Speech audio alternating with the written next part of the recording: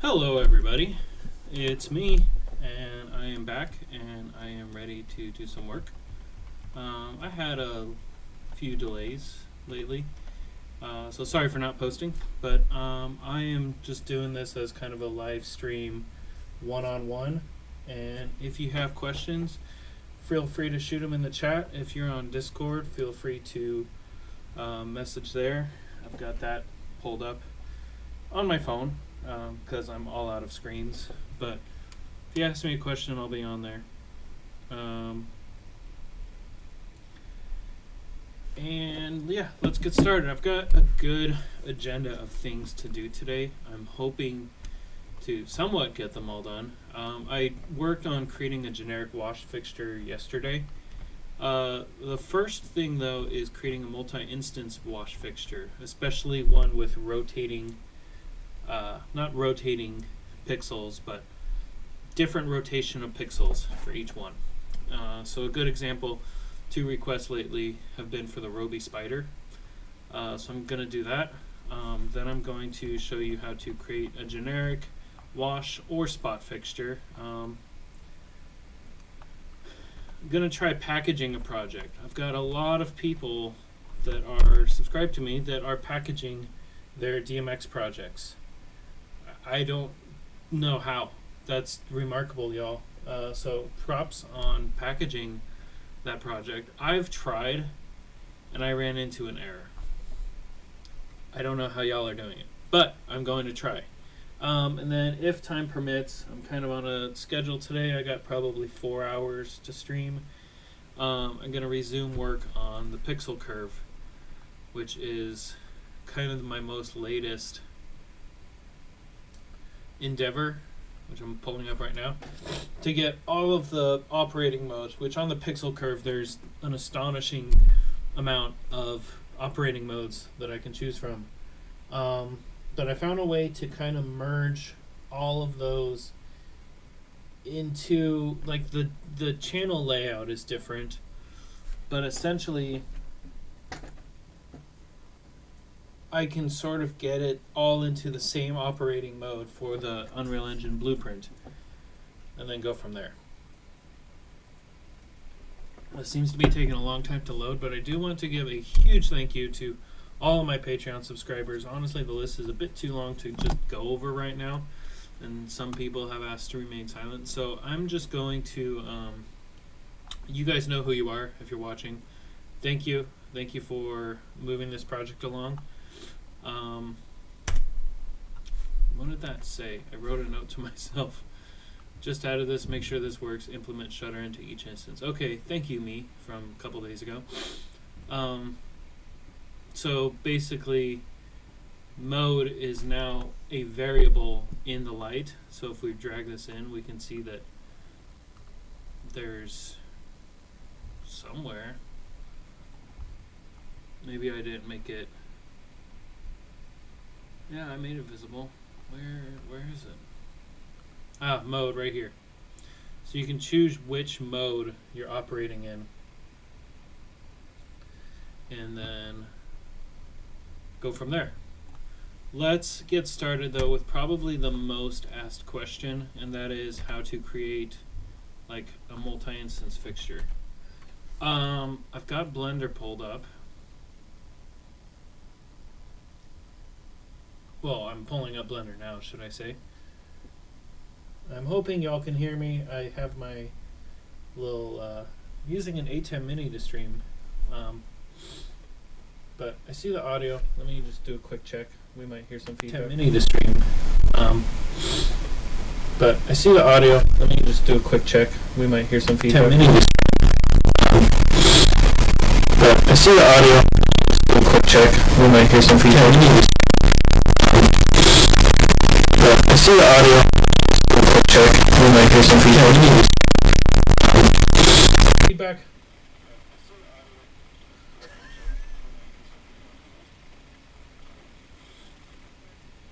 Sorry for the feedback, y'all.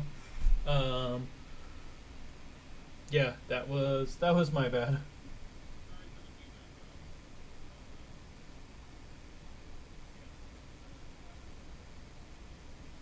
Okay, I do have confirmation that I can hear myself. I'll mute this again.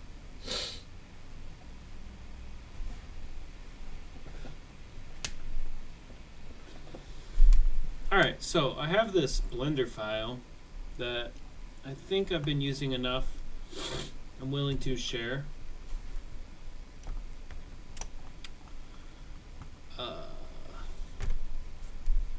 So let's create a Roby spider. I'm going to try to do this as fast as possible. This is kind of a speed run. So it might not look perfect. So let's first just kind of get a feel. I don't have, let's go to OBS for just a second. I don't have a second screen. I'll just pull this over here. The Roby spider. Yeah. We can see, well, that's the spider X.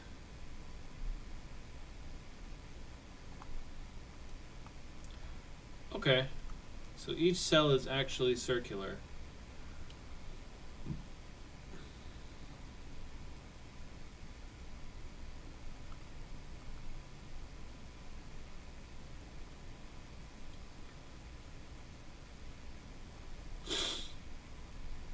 It's going to be interesting to build, that's for sure.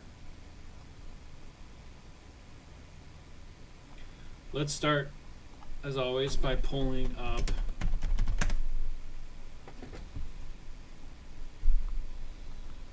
just the manual. And then there we can usually find a schematic diagram.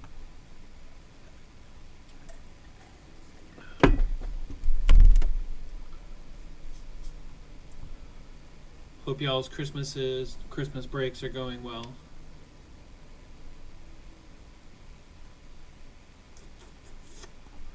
Where is... Maybe it's in here.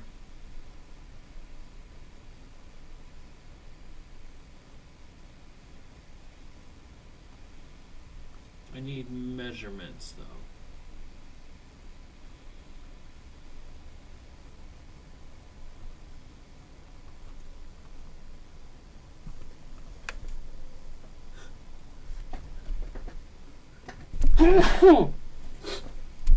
Excuse me.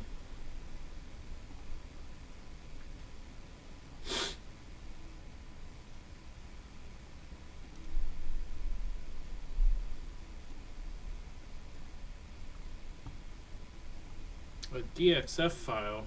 I don't know what that is. Okay, I don't know what to do with the DXF file. Ah, Roby spider dimensions. Here we go. Okay. This is what we need. All I'm going to do is screenshot this,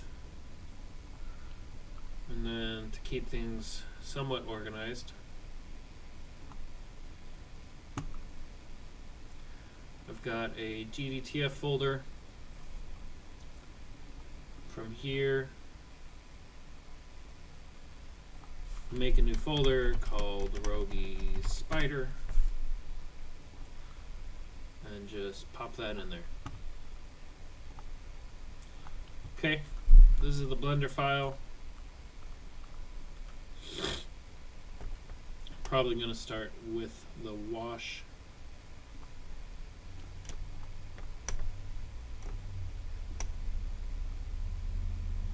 I don't know what my 0 point is.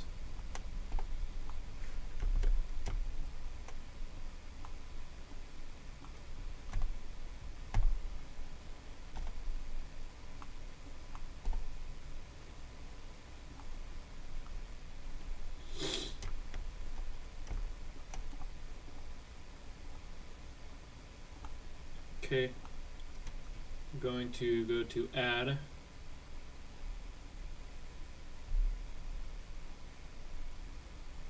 Image, reference.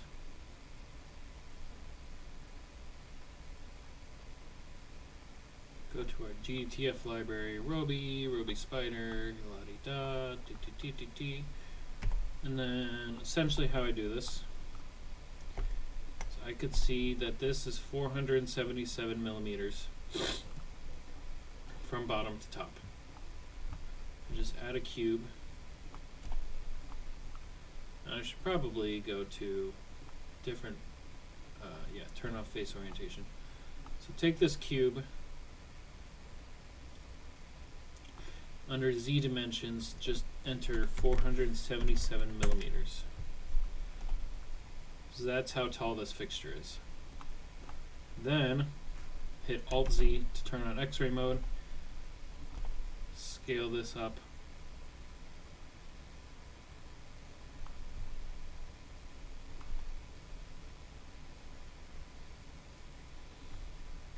Down. And I'm just trying to make those two lines fit this box. There we go. So now this is to scale. We can delete this box and start building. So I do have a sort of jump on this, and I'll show you guys essentially how I made this. I'm not going to remake it completely. Let's grab the base, and I'm holding shift and clicking the drawing, and hit the / button. You can see that all this is a very simple mesh. I have a little trouble with these corners here, but it doesn't seem like much of an issue. So it's a box, very simple manipulative, I don't know how to say that word, easy to manipulate box, with two mirror modifiers, one on the X and one on the Y. No mirror modifiers on the Z. And every other part is like that too. The yoke is like that, and the head is like that. This head's a little different, so this was my Macora head. So I'm gonna have to remake the head. So let's start with the base. Everything is to scale right here. Now what I want to do though is probably make sure this location is 0, 0, 0.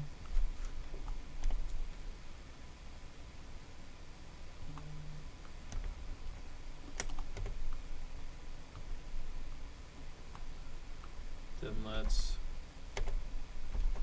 Alt Z, try to move some of this stuff out.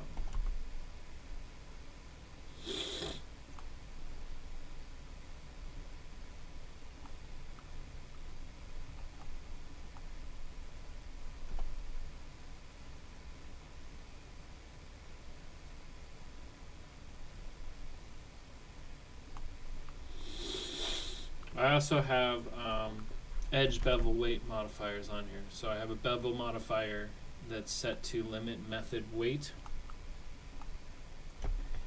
And then these edges, I think it's Control E.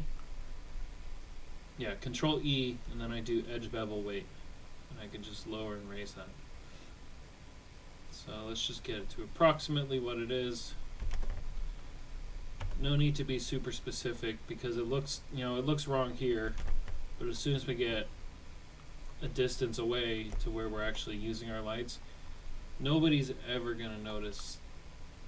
Nobody's going to stop your project and say, hey, your Roby doesn't look like a Roby. It looks like 90% close. Oh wow, that worked really well. Okay, let's bring this down. I can select both of these and hit SZ0 to flatten them. Why isn't that as wide as it should be? Do this, SC0. I know that my shape is centered, so let's just center this drawing up. Now I had handles at one point. Deleted them for a fixture, have not made them back. I do want to try to figure out what to do with this. I wonder if I could just move it. No, it deforms stuff.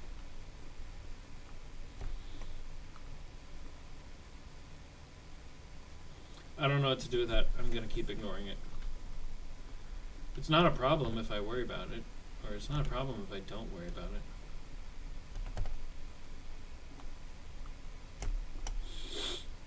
Let's move this up, and then I have to put a handle right here.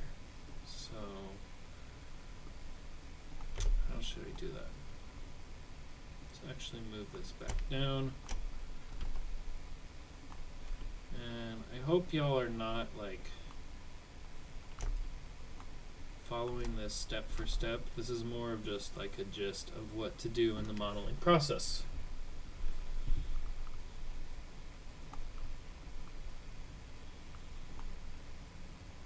I don't know how wide these handles are. About even out. Let's add one loop cut here. I'm trying to see if I can get away with not adding a loop cut, but just do it. Loop cut, extend out, loop cut here,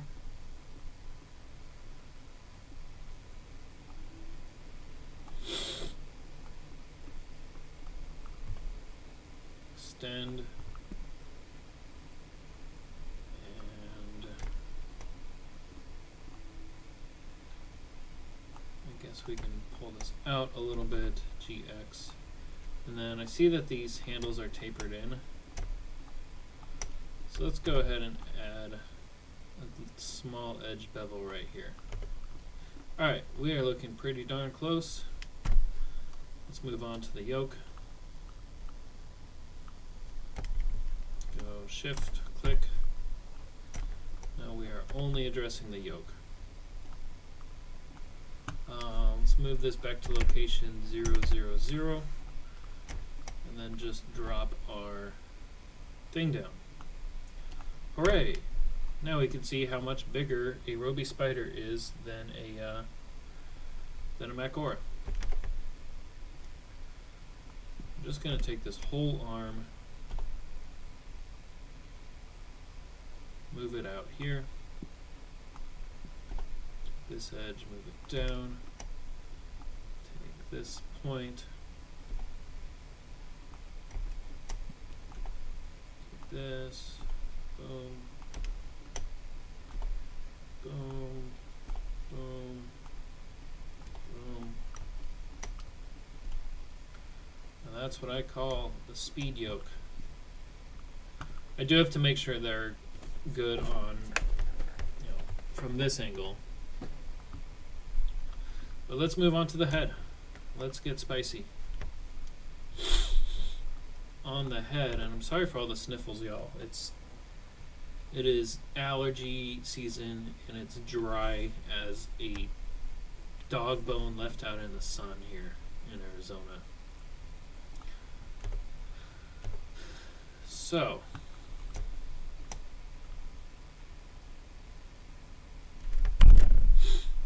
this one's going to go slower. I mean, where do I really even start? That was a song, by the way. Hope y'all caught my reference. I think the lenses I might keep. That's the lens to the Aura.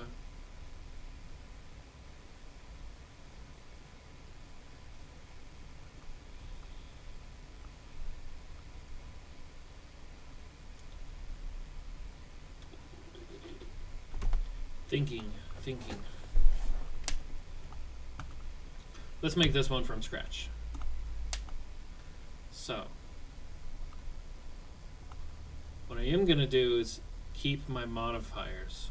So, in object mode, I'm going to duplicate this yoke, and then just hit edit, hit A for all, delete all vertices. We're down to starting with essentially from scratch. All I have is two modifiers, mirror set up on the X, mirror set up on the Y, and then I have a bevel with the limit method being weight. And then smooth by angle, I'll add that back in later because I forget what I did and I don't want to assume things. No, what did I just do?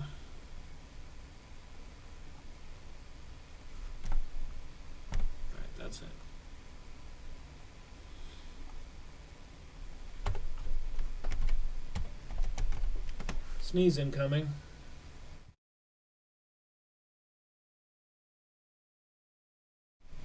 Sneeze canceled.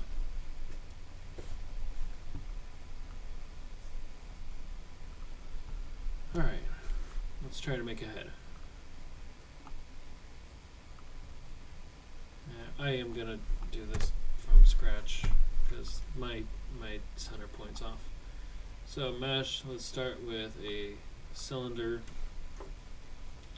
I don't want 32 vertices, I want, I don't know, 16 maybe. Yeah, 16 seems fine. Shrink this down.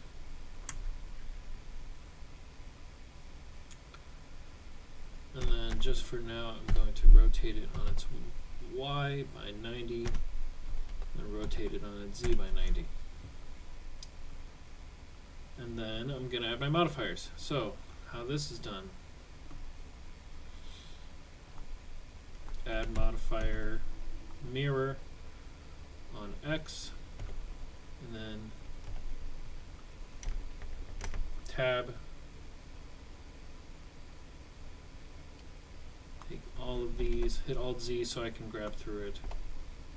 And I can see where that modifier is. So I'm going to grab these ones. I should be able to just delete them. Yeah, and it's still a cylinder. And then add another modifier. Mirror Y. And you want to turn clipping on for both of these. This one's going to be on the Z. So real quick, let's take this whole mesh.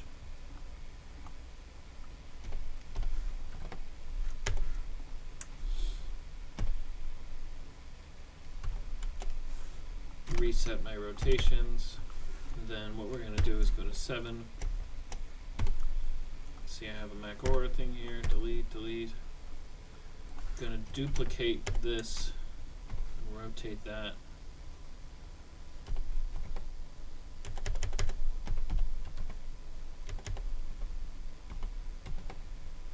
There we go. So now I can view it. I hit 7.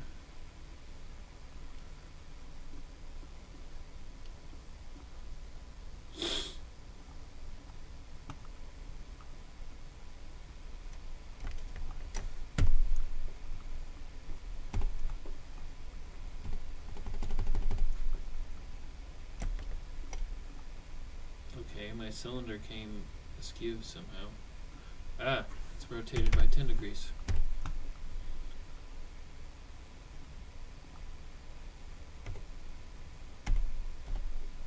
Right.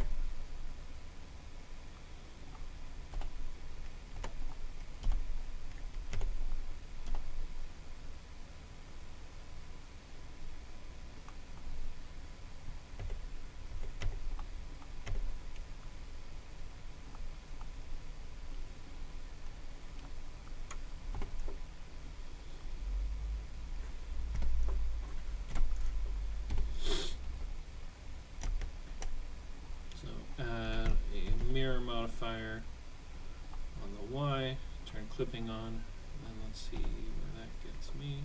Okay.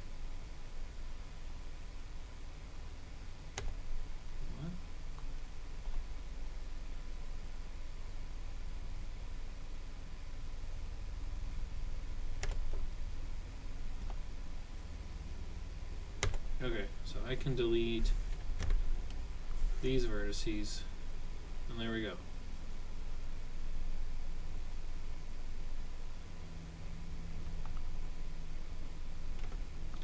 That should do it, and then let's just I think I'm going to have to I gotta seal the bottom somehow.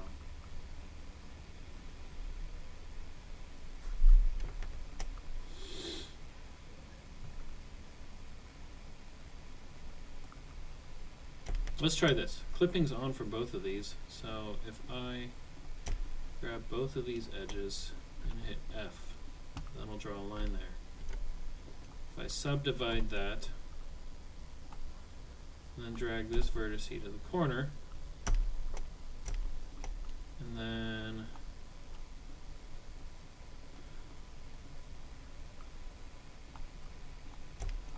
take all of these, and then not that, all of these lines here and hit F for fill, kind of fill it in like pizza slices. There we go. I've got a bottom. That is the start to my head. I just have to flip it 180.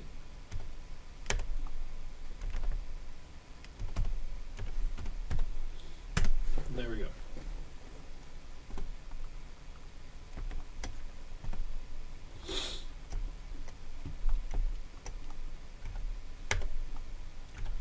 Scale this up.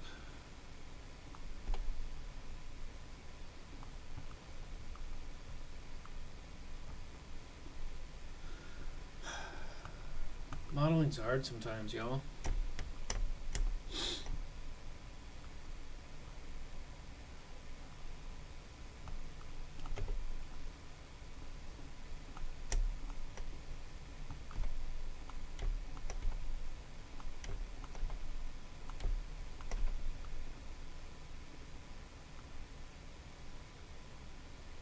Man, that lens texture is going to be difficult to make. I won't lie.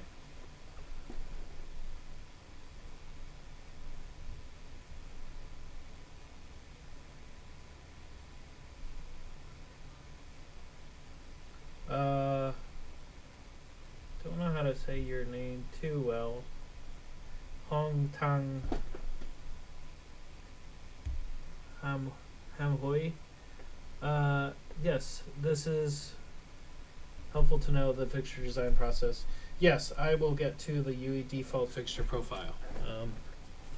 Somebody has requested the Ruby Spider.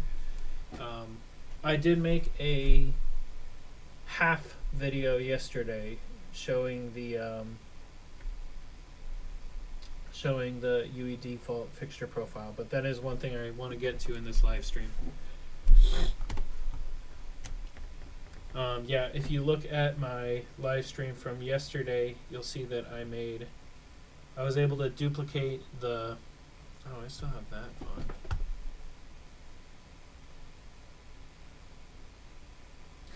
on. I was able to duplicate the wash fixture from the engine content, and then make a fixture profile for it in the DMX library. Essentially, that's pretty much all you have to do, because the blueprint relays attributes to the fixture. I will hopefully get to that today, if not possibly tomorrow. I know it's coming up on Christmas break rapidly. Let's see what I can do here. So instead of pie slices,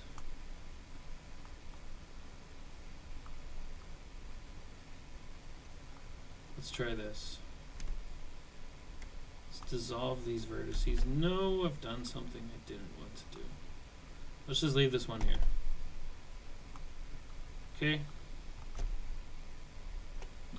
Honestly, that almost gets me to where I need to be.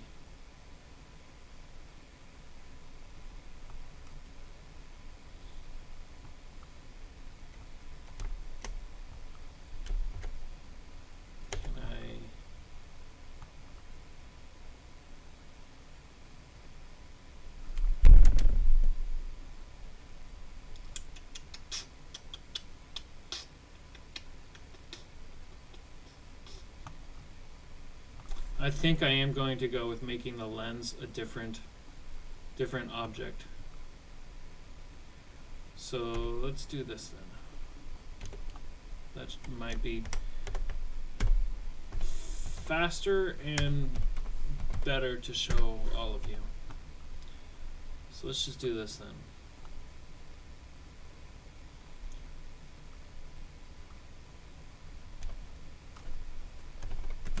model this head.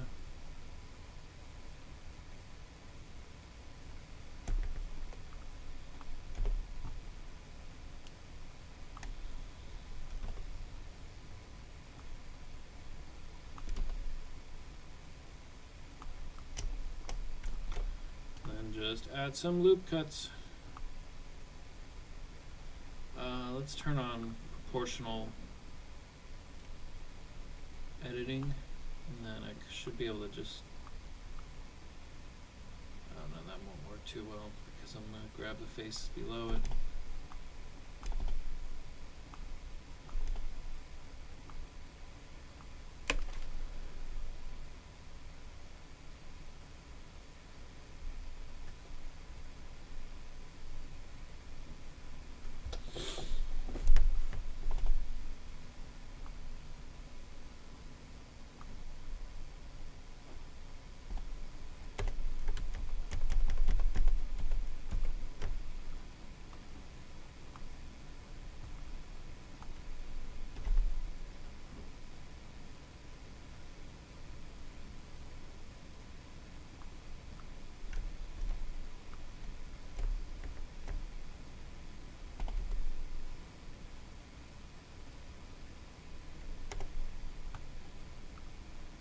Okay, so if I grab these bottom four, there we go, scale in, then move them over. Let's grab these top four, scale in, move them over. Now we're kind of getting somewhere. And again, it doesn't have to be perfect.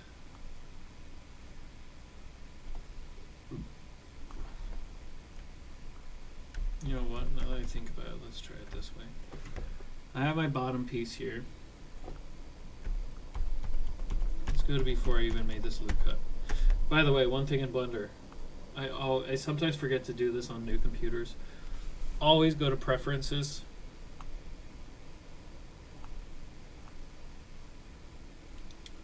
Then you'll see Editing, where is it? System. Undo steps. Always raise this to as high as it can go. Because by default it starts at 64. The only thing it'll do is take up a little bit of RAM, but it'll save you a huge headache if you have to undo very far back and then suddenly you realize you can't because you only have 64 undo steps. Alright, so I'm going to add loop cuts there, add loop cuts there, and then scale this out. There we go. Now I can add more loop cuts.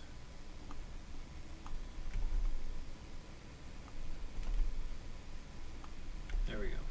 Now we're cooking with something.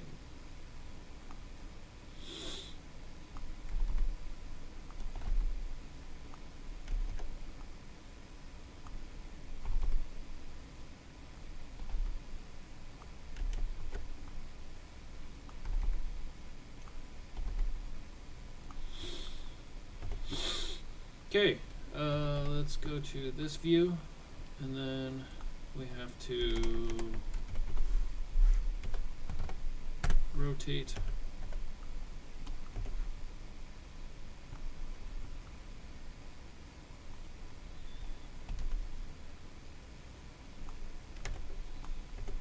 Let's kind of center it up.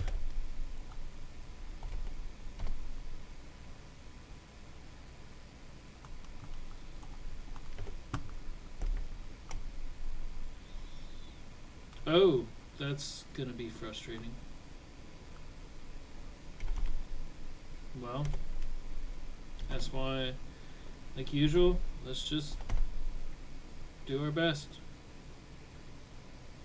Well, that's interesting.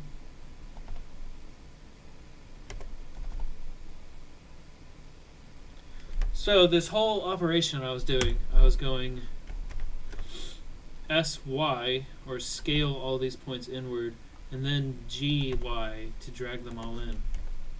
Turns out, and I just found this out by accident, if I select all these points here and just hit GG, it'll scale them and move them along their axis at the same time, which is exactly what I wanted to do. So that's freaking rad. That's not rad. Why? You got lucky once. Yeah, alright. Maybe that's not. There I hit GG and now it scales. Now it moves it along that axis. So let's go back to the old way. SY, GY.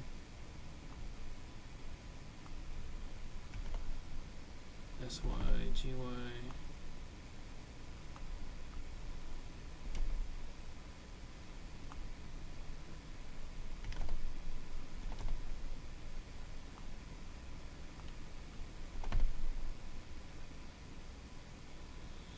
And I will just jump this one.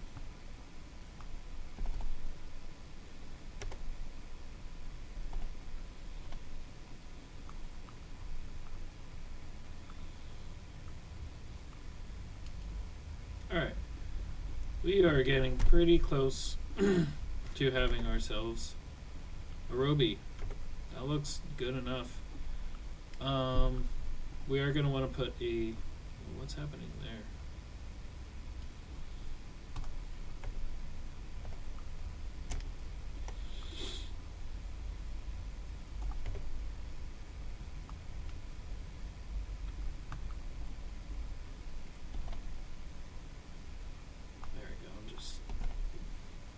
That off a little bit, and then what we want to do is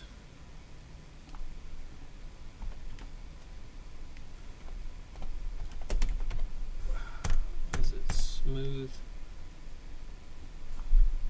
shade smooth? Oh, I forget the modifier name that I had.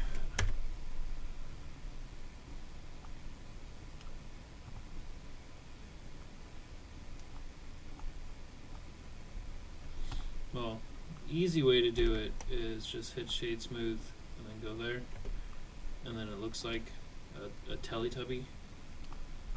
So then I hold Alt, select this whole ring, and hit Mark Sharp. Apparently that did not do it.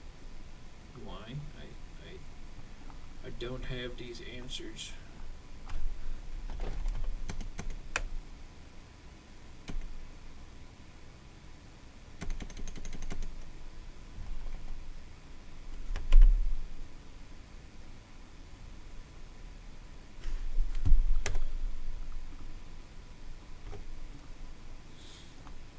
Shade auto smooth, okay. And then this is going to be sharp. And then let's make this sharp too.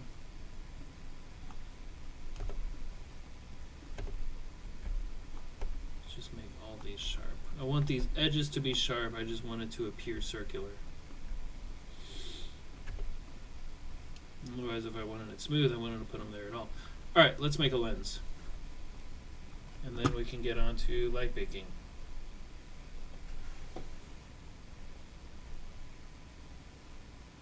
To your question, Hong Tong, I'm not good at... Is that a Vietnamese name? I'm not too good at pronouncing that, but yeah, I don't want to use too many meshes or polygons.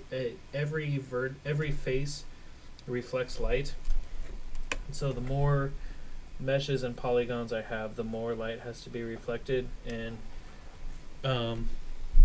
if I'm going for an up-close hero shot, yes, I would need a lot of polygons, but most of the times you're viewing your fixture from about this far away, so you don't need those polygons. It's just extra computing, and I do everything in my power to avoid extra computing. Kind of ironic because I'm saying this while I'm on a computer, but no, and I try to make the engine do as little as possible. So let's make a face.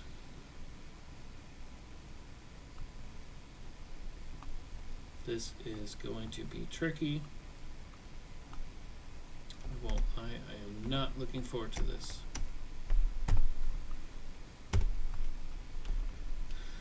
So I've duplicated our head so I can leave my mirrors and the mesh intact.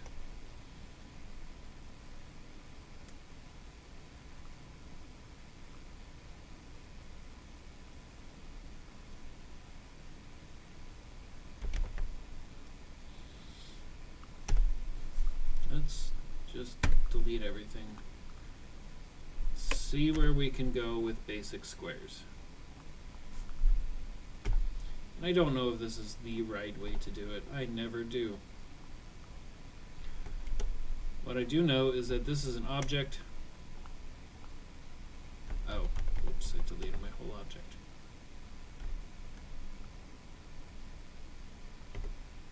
What I want to do is edit this face, and then let's just add in a cube,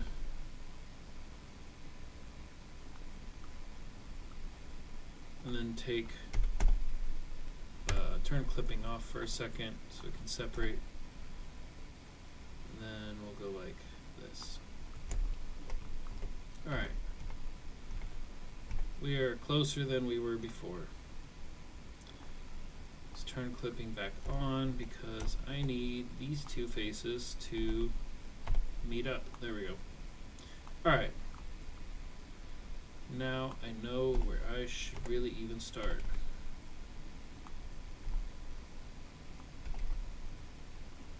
YouTube's gonna flag me because I sound exactly like Drake right there, clearly.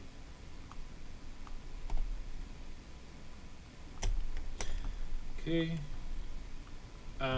I am concerned about the amount of polygons that this lens will create, but I'm just gonna do it anyway. So let's see. I would have to create a subdivision right there, and then here. Extrude this out, pull this in. Roby spiders coming along.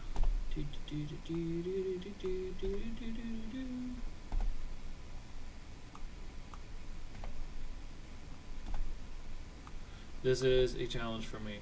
I've looked at this fixture in the past and gone, nope, I don't want to do that. And then somebody came along and said, hey, can you do this? And I said, I don't wanna. And then somebody else came along and said, hey, can you do the Roby spider? And I said, that's two people asking. And then I said, okay, it's worth a challenge. Then somebody also asked if I can do a Minuet Un fixture, if you guys know that light, the crazy laser innovative light. It's a really cool light. But I'm like, dude, how do you expect me to do this? And he said, carefully. And I said, okay, bucko.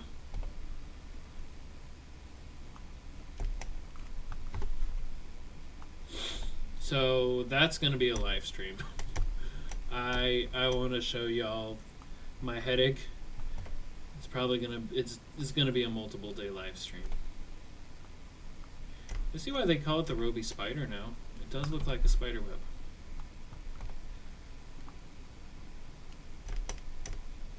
And I'm also working with, I left my mouse at a client's house.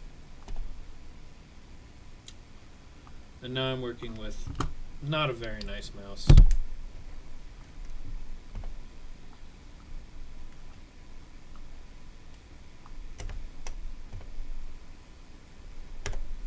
That is not an extrude. Gotta make sure you have one face there. And then what I'm gonna do here,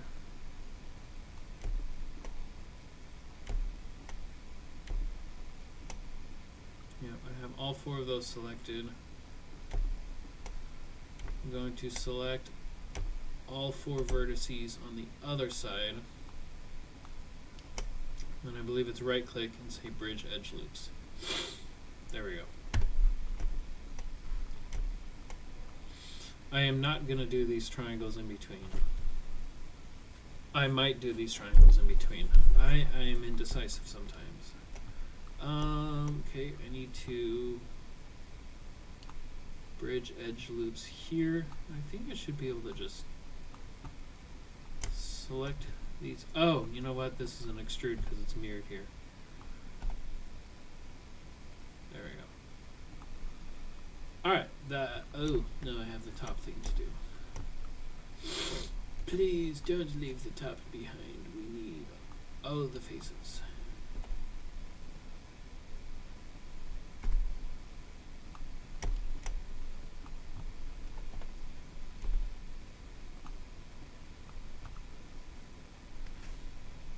Yes, as little faces as possible. Faces are not needed. I'm even debating these faces that I'm making here, but I think I'm going to do this, especially because I am under budget on faces so many times. Not to I don't want to like toot my horn here, but I try to make things as little faces as possible. But this is such a characteristic of the Roby Spider. I think what I'll do is turn this into 2 LODs.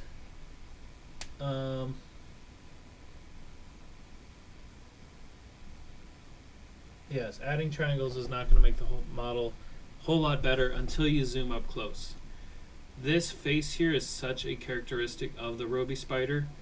What I'm going to do is put it in a close LOD, so that when the camera gets close to it, this lens spawns in. But if you're far away from the fixture, like 10, 20 meters, this lens here will disappear because it's just not needed. I think I'm gonna have to extend this, extend, and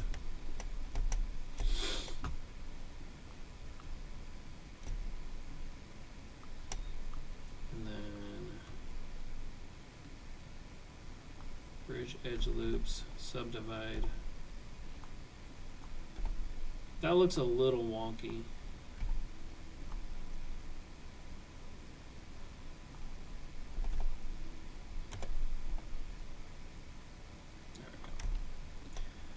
Same here, select, bridge those edge loops. And then here I can use proportional editing.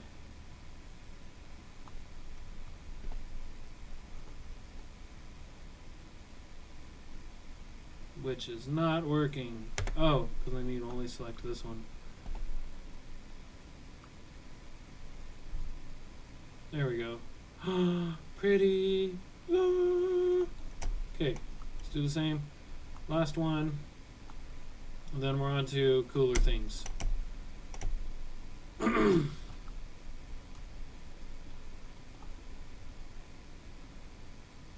Why didn't it bridge edge? Oh, that's why.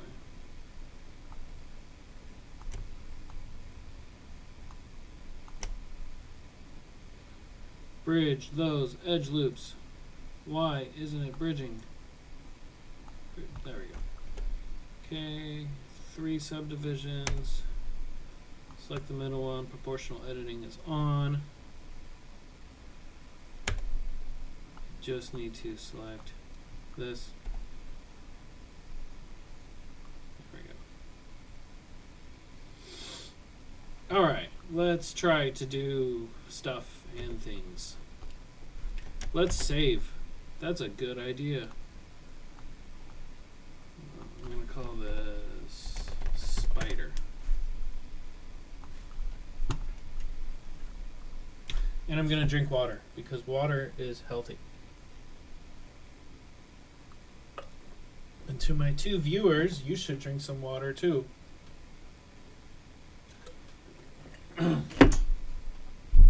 Because my 2 viewers are human.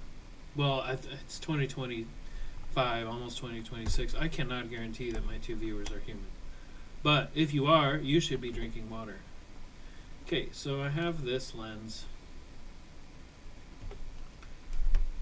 I am going to make it a little bigger, and I can do that just by hitting Scale Z. That's not working at all. There we go. A little thicker now. Then I need to make pretty light diodes. So I think how I'm going to make this brings a new level of suckage.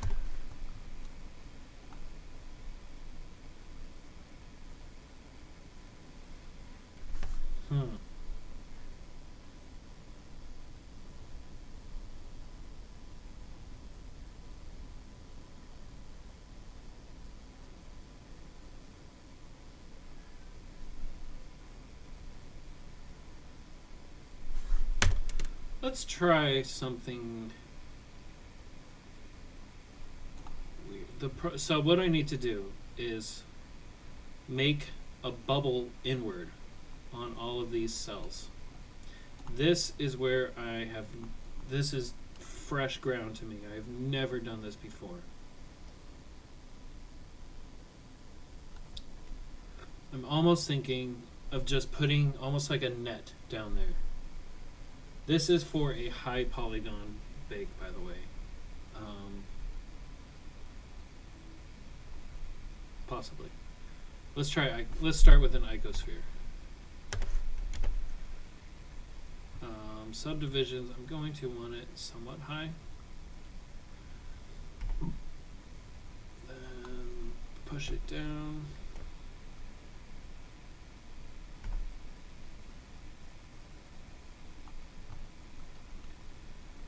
And here's what I'm thinking. Take this ball,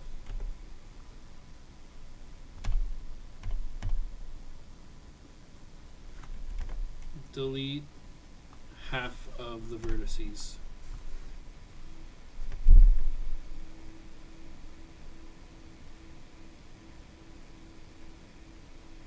No, maybe an icosphere is not right for this.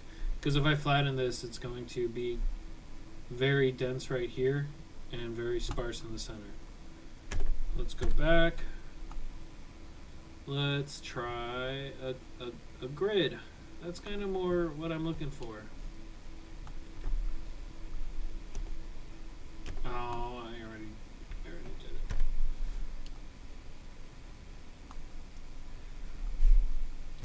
X, Y, okay. Alright, that might get me close.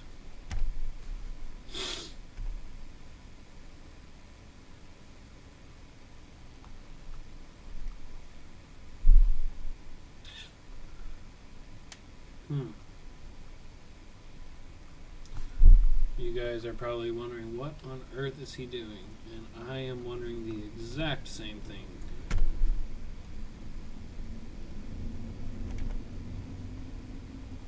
I don't even know where my little spider face went. Where? Is it in here? Oh no.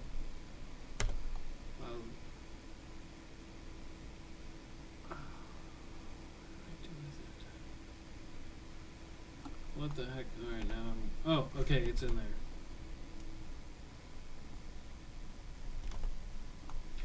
Let's take both of these. Solo them. Let's bring this up. We're kind of getting somewhere.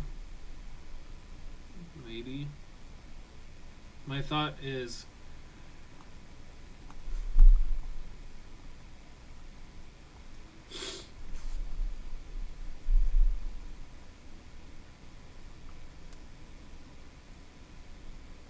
they're just so oddly shaped.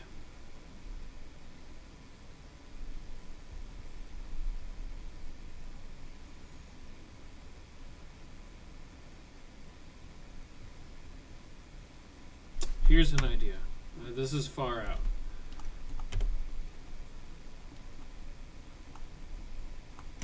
But let's hit fill.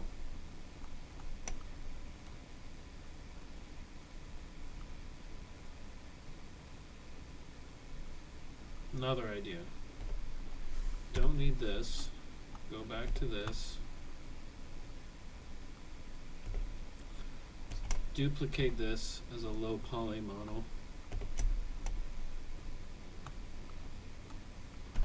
Fill this, and let's just try one experiment real quick. If I say not decimate, but subdivide.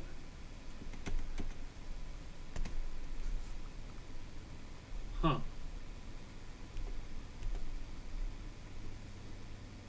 That's interesting. That's not what I was looking for, but that's kind of cool. New idea. Let's go back.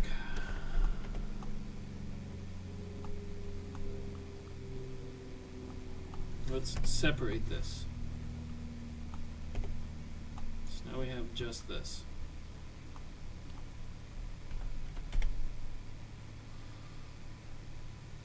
What does decimate do? Maybe I'm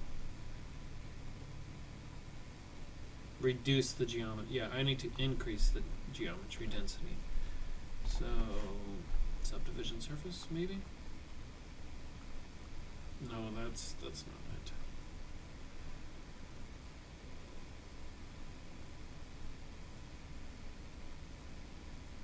What happens here if I hit apply? Oh, that's kind of what I need. I just needed to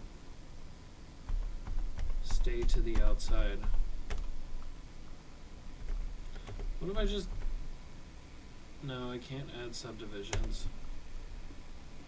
Y'all, I hope y'all see my... I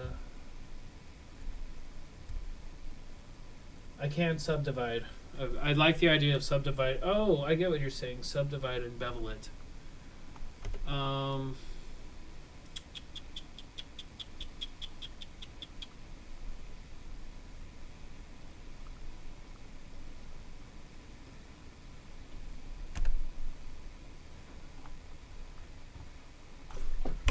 In Blender, how do I...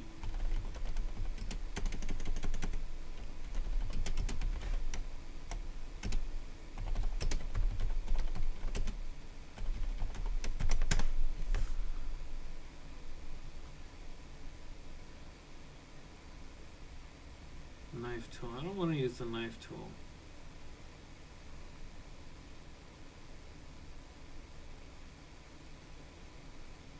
But you're right, maybe I can just subdivide and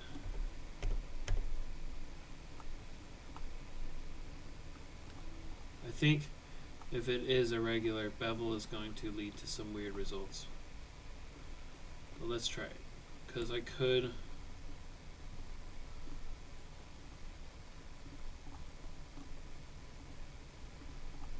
Yeah, I might have to do this manually. Delete this face.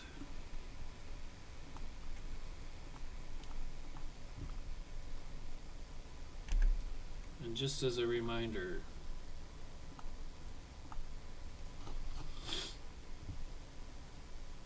to remind myself. So I'm wondering if I need to do what I'm trying.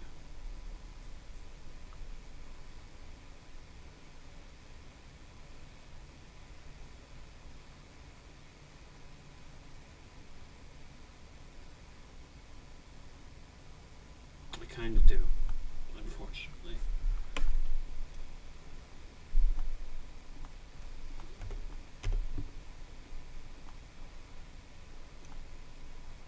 Where did my subdivided thing go? Oh, here it is. Okay.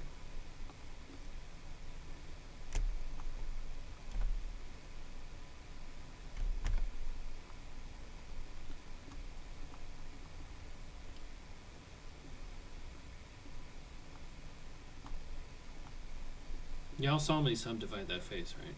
I don't know where it is now.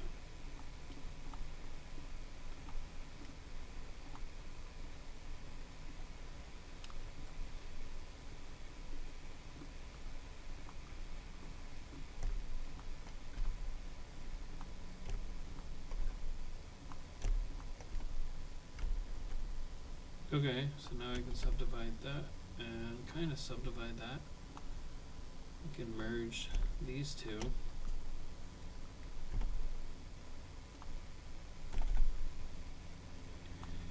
Now I have a center point. You might have yeah.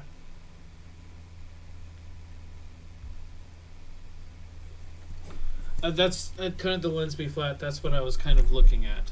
It does have to be a little bit round because I want to be able to get. My goal is to get 1 meter away from the lights before they start to look not right. So I think you were onto something, honestly, when you said subdivide and bevel. Let's try it. Whoa, hold on there. So if I bring this down,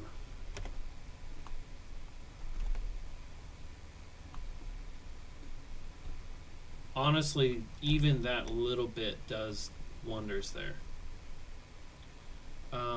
Let's add a bevel modifier. Limit method is weight, because I don't want to actually bevel the edges. Okay.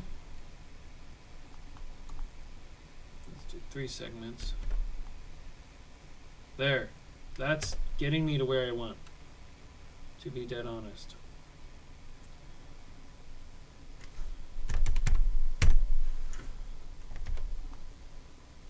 Nope. Let's try point.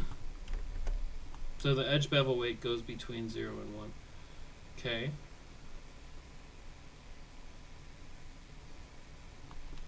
This is better than I thought. Ugh. Okay.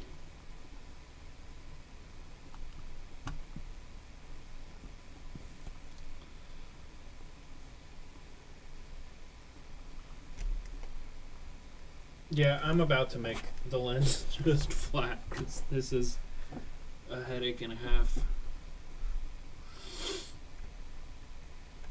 Let's see.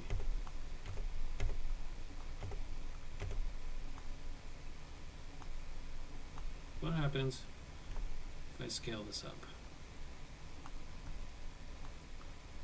No, it's still just like tying between those points.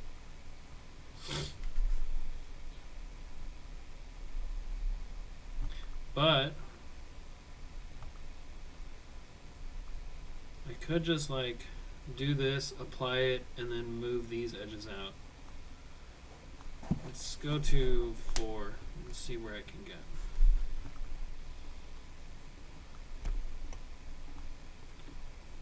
So now if I do this to all of them, it's going to be rapido clicking.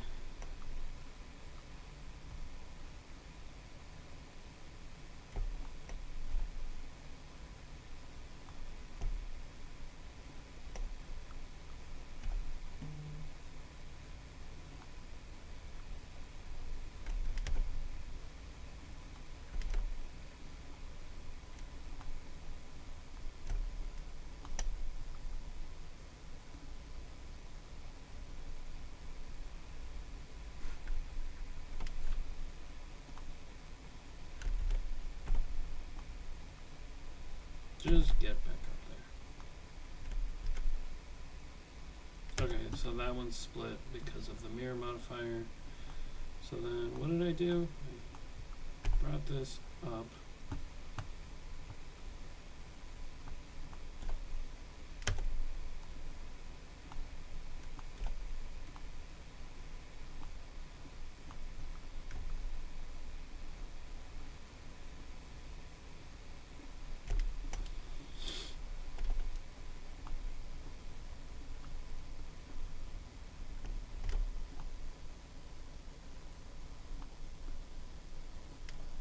It's not pretty, but it kind of sort of works. Well, I don't know why this length is bigger than the other one. Wait, no. I am confusion. Yeah. I don't know why right side, that edge is touching now. On the other side, it's not.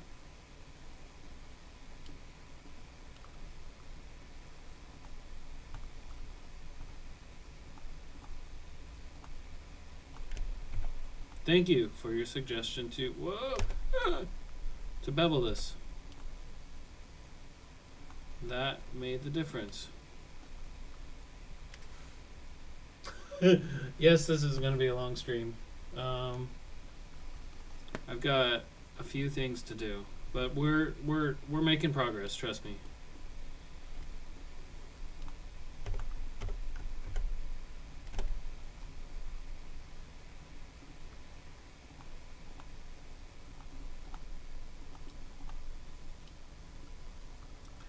Trust the process.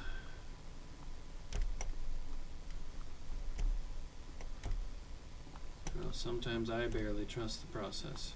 Oh, these ones are going to be different because they're irregular. So that means I'm going to have to subdivide this again, subdivide this, subdivide. At least I'm working with the mirror modifier. So 4 times the productivity.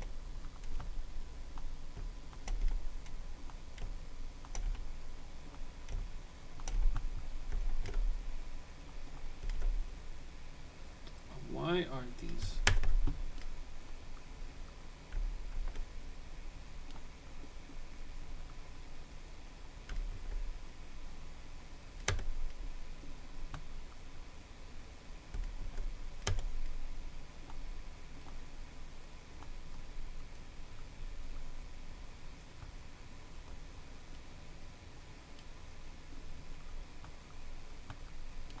I don't know why these aren't subdividing.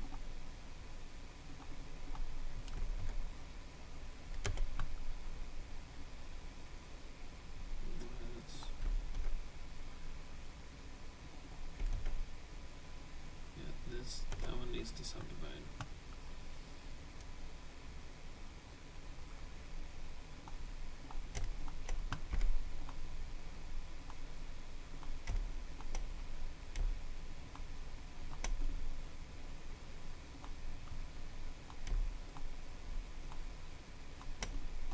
Alright, let's repeat that 4 times.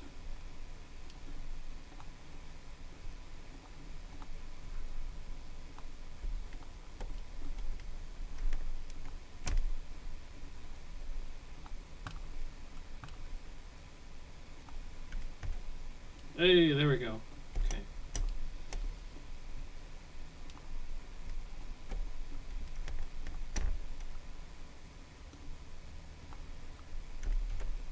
Nope. Oh, wait, because I forgot to subdivide this. Down, bridge edge loops.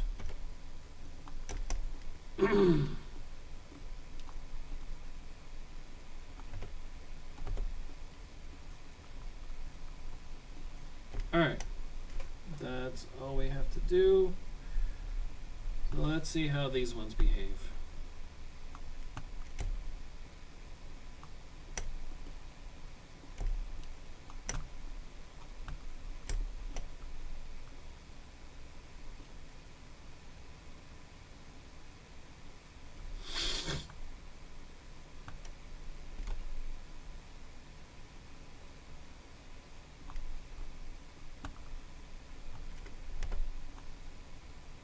That worked pretty well.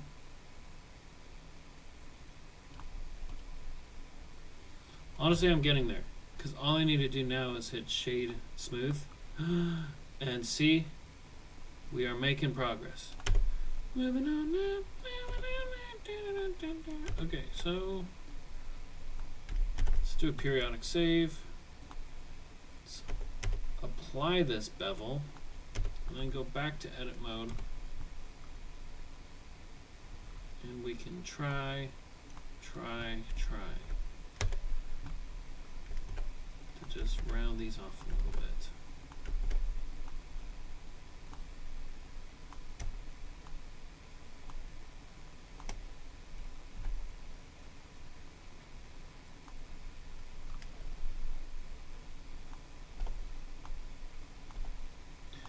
The reason this is getting detailed, by the way, is partially for the light bake that's gonna happen. This one ended up weird.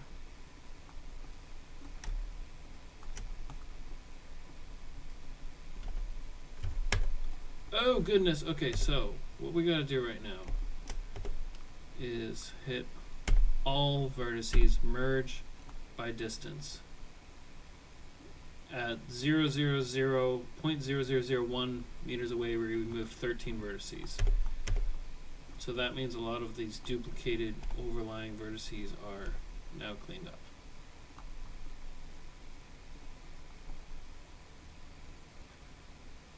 Yeah, these should have done this when the bevel was in, but for some reason I didn't. So now I have to do it the hard way.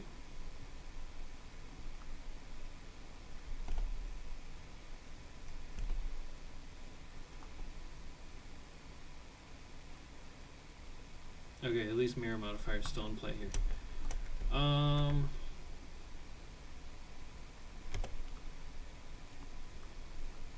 I just want to add a point here. Oh. Move this. Oh, let me subdivide this edge. What the? Why? Fine. Be that way. Subdivide.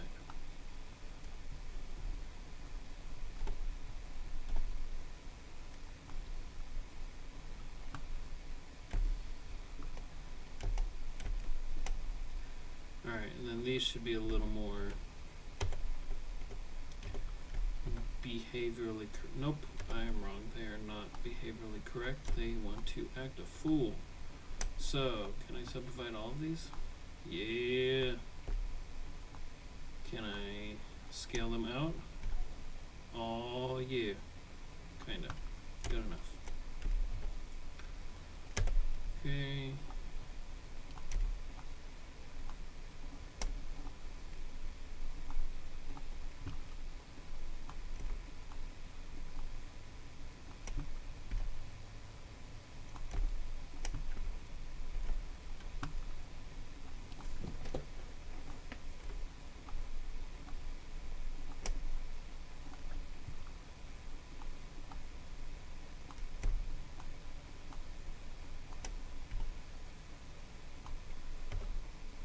All right. Oh, center. Can't forget about the center. Roby does have a center pixel, right? Yeah, it does. Let's do a save. And then yeah, if I turn on shade auto smooth, we're getting extremely close. Don't know what's happening here. I know shade auto smooth goes based on angle. Oh, these are marked sharp. Why? No, it's still. What is happening here?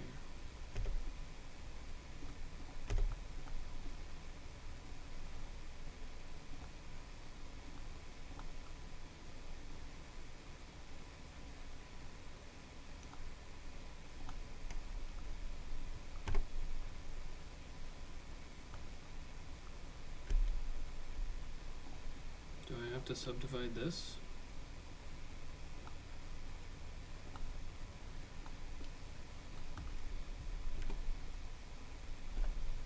There we go.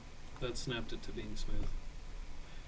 All right, making progress. Let's try. Let's just make this simple.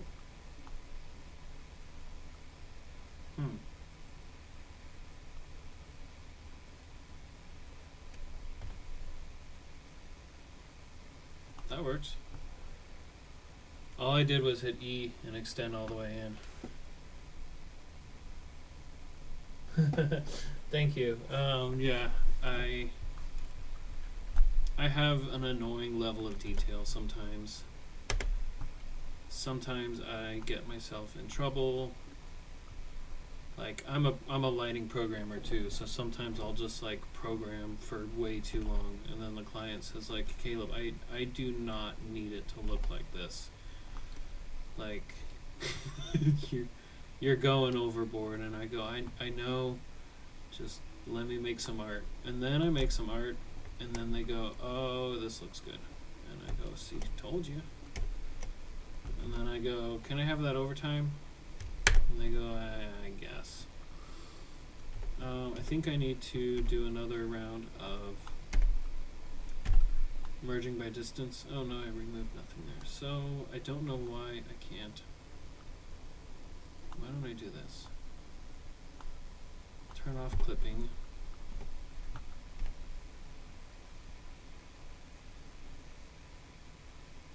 Let's make an Xbox.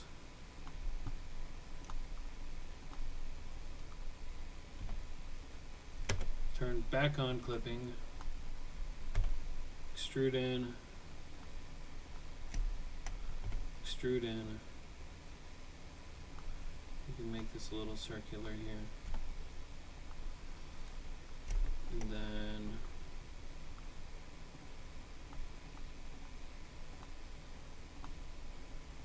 this is where things get weird, because I'm basically back to where I was before.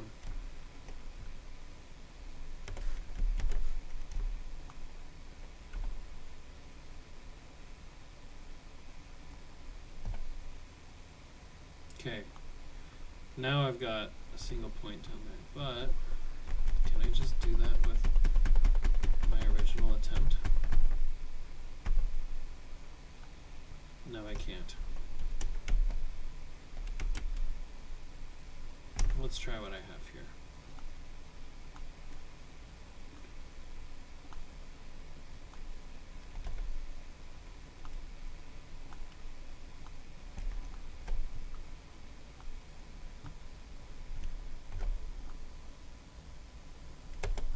Nothing's happening.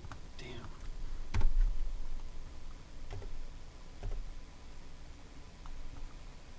If I just kind of make the... Whoa! That was an accident. What on earth is happening? I don't even have edge bevel weight on. What the heck? Or proportional editing I don't have on. Okay, accidental success there. Oh, good. That looks terrible. Go back. Go back. We've done something wrong. Merge by distance. Remove 2. Okay. Now, let's try that again. Does it still look bad? No, it looks good. Okay.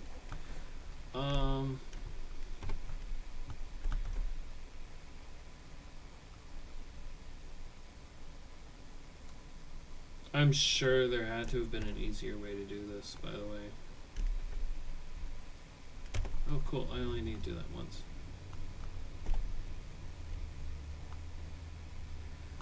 Then I can sort of doctor up this face a little bit by deleting it. And since this is subdivided, I can fill there and fill there. And we've got close to a center pixel. Let's just figure out what I can do here to make that shade. There we go.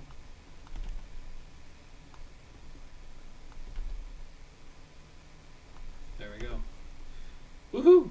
We got somewhere. Can I make this look a little better? Maybe? I'm just gonna leave it. That's pretty darn good. Okay, time for light. So, honestly, this face isn't too bad. I am gonna make it flat on a further away LOD. Here's the funny part.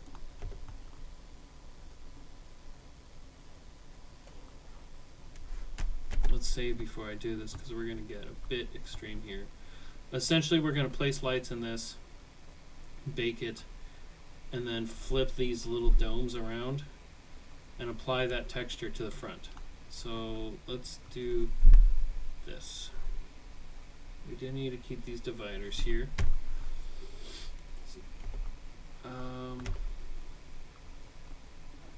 Let's take this mesh, apply our modifiers, take this into solo,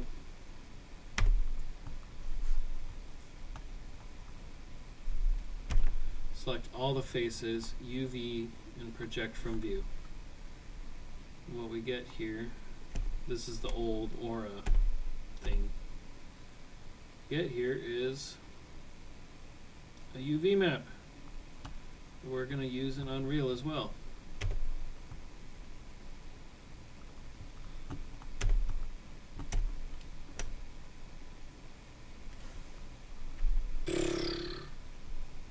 I have lost all my viewers. They got all bored. That's okay. I am doing this for the live stream is just for interaction.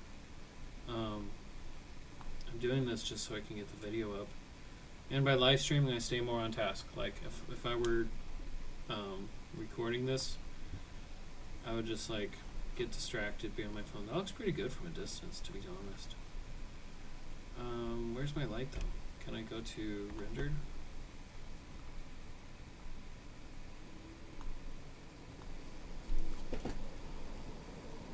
Where is my light?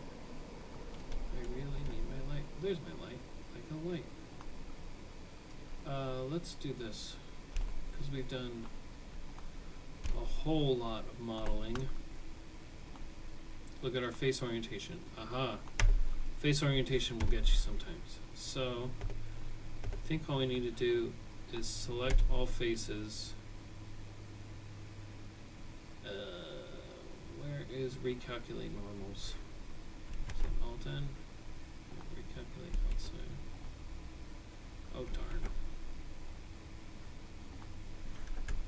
It's not liking what I've done. And I already applied my modifier too, so that makes things a little more difficult.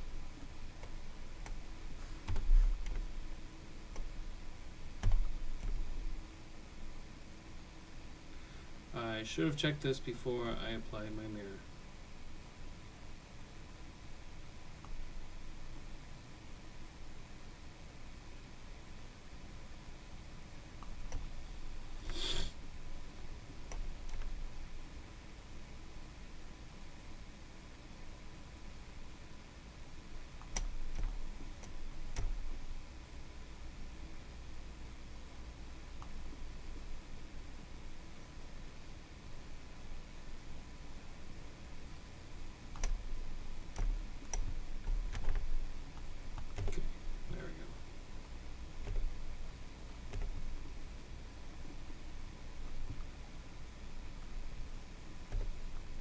I wonder, since this is applied, could I just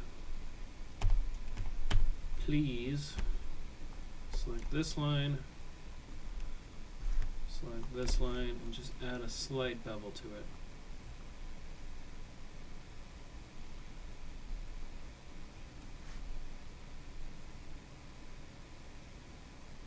Oh, it's getting wonky.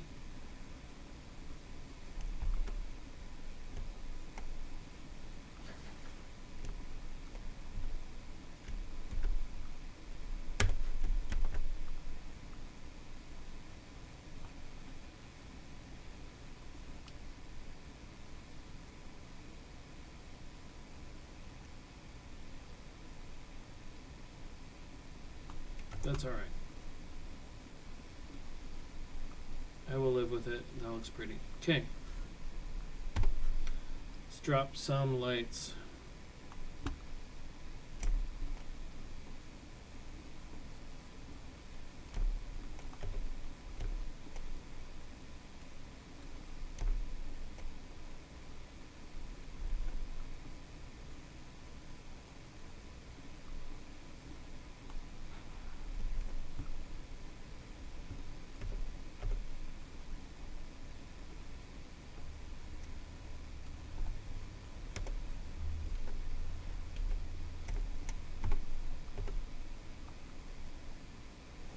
Honestly, I think that's something I can clean up in Photoshop.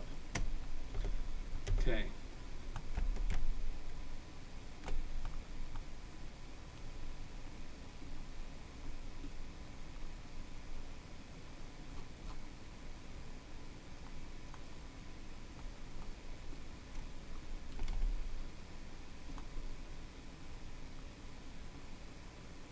Hmm.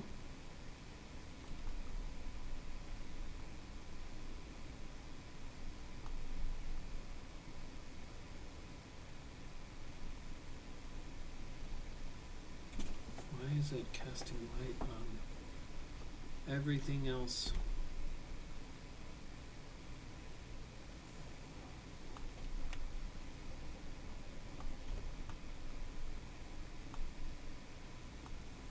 Everything's blue.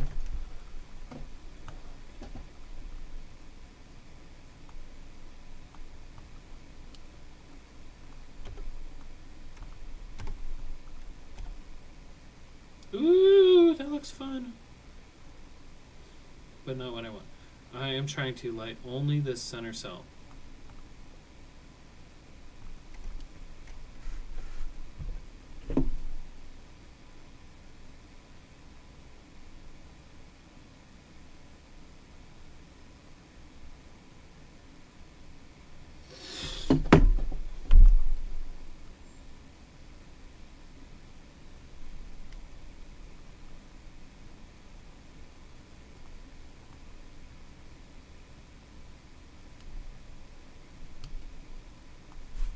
Could do it that way. Just add a custom distance. Then lower my power drastically.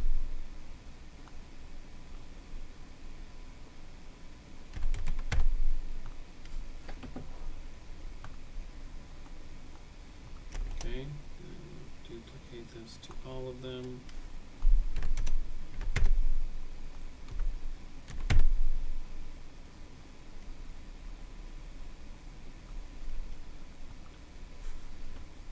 That should be fine. Let's go up on the power on these ones though.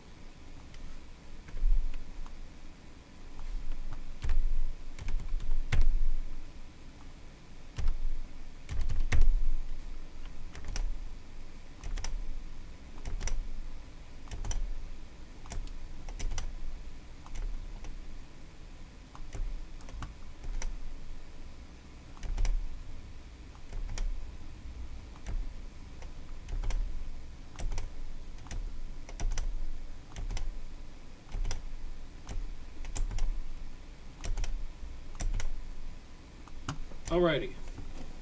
This one looks so... whatever. I'm gonna just go with it.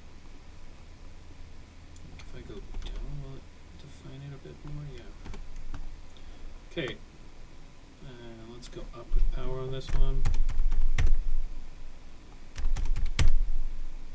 It's starting to fool my eye. Look like a real spider. Okay, so this gets the material emissive, maybe? I don't know. Let's back.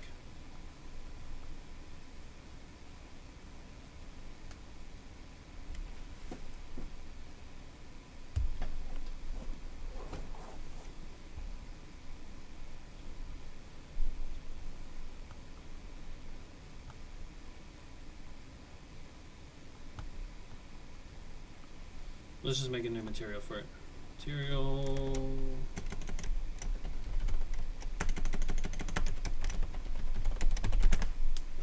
Spider lens. Spider lens. Spider lens. Does whatever a Roby does.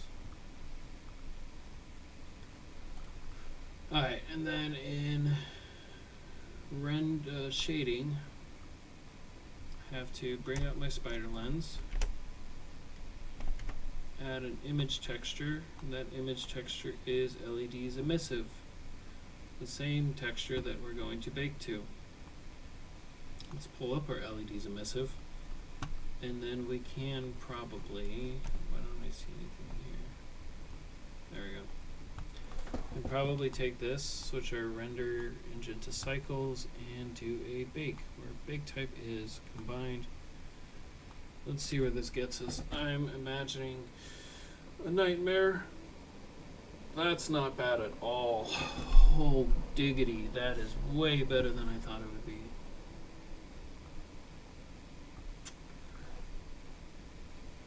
Do I have, what lights do I have in here?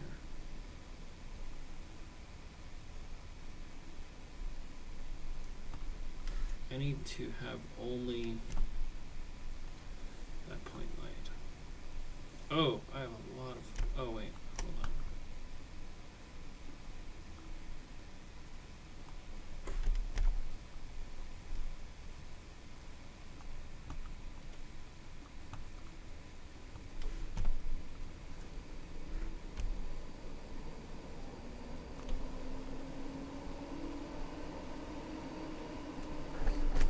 Yeah, I've got some extra point lights in here that I don't really want.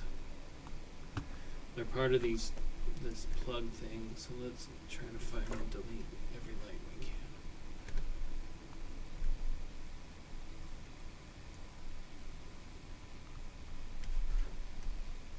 How many cells do I have in here?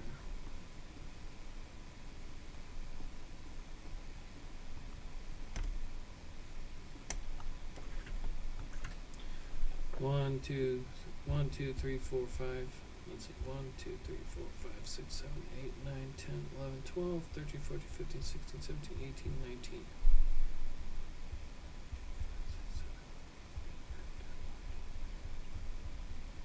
Alright, so I should only have 19 point lights.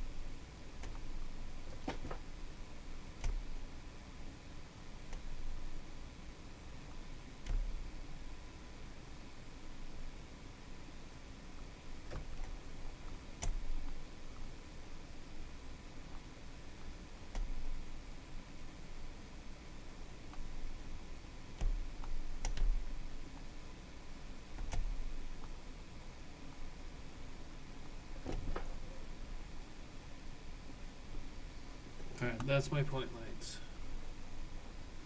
21 through 38. Everything else needs to be deleted. I think all my rectangle lights again are gone, so let's try this light bake again.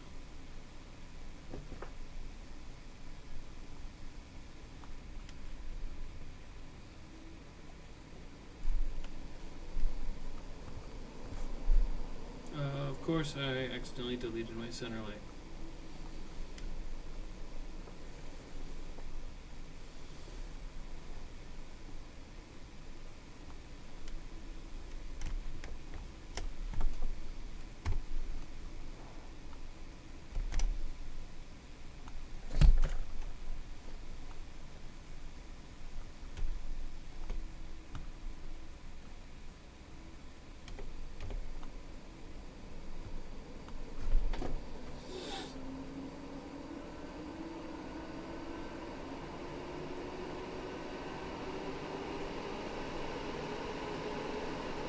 Gravy. Couldn't ask for anything better.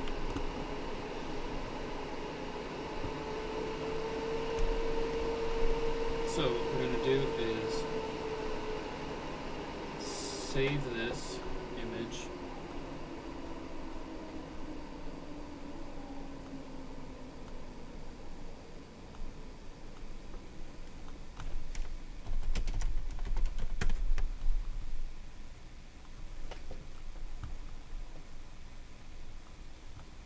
I'm gonna have to doctor this a little bit, or I wonder if ChatGPT could do it.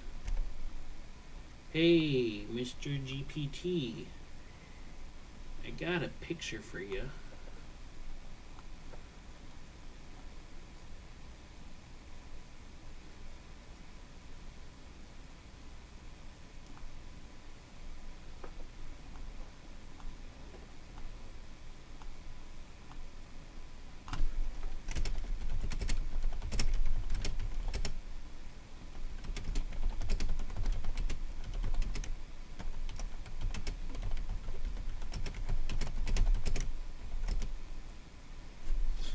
let's try this the manual way.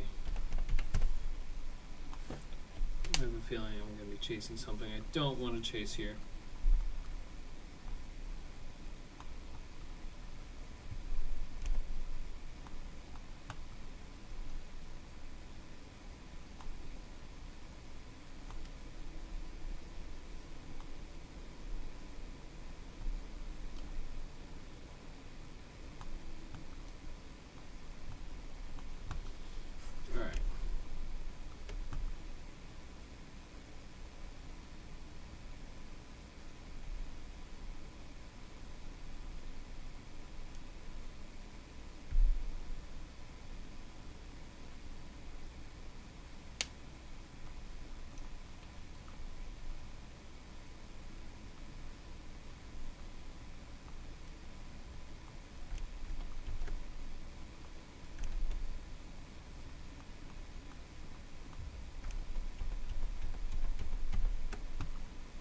I just want to like blur it together.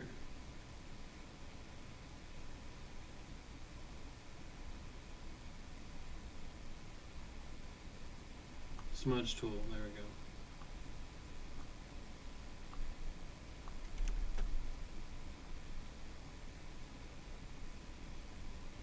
go. You know what it probably was? Because I didn't re-UV map. Yeah, so there's just missing UVs. So let's project from view again.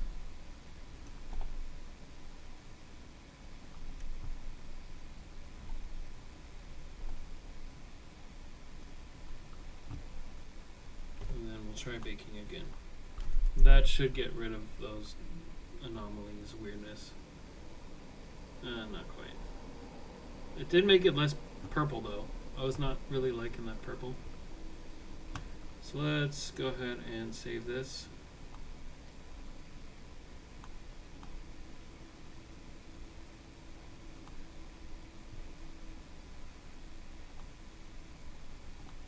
And then in GIMP,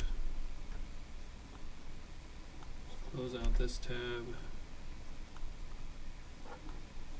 Yeah, that looks better. Flatter white. Just go along and a little smudge, a little smudge.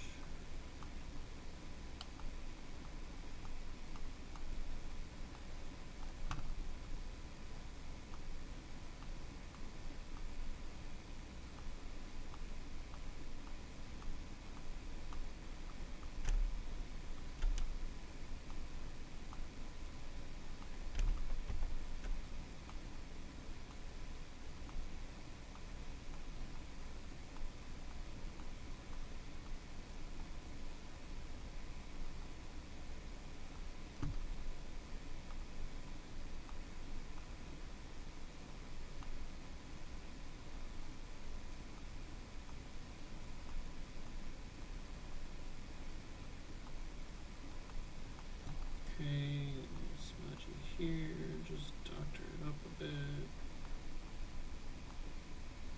Thank you, doctor. My name is Dr. Lumens. I'm actually not a doctor. I'm not trying to impersonate a doctor.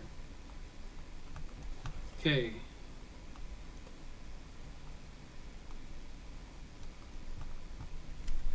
Let's do some painting. We need black brush.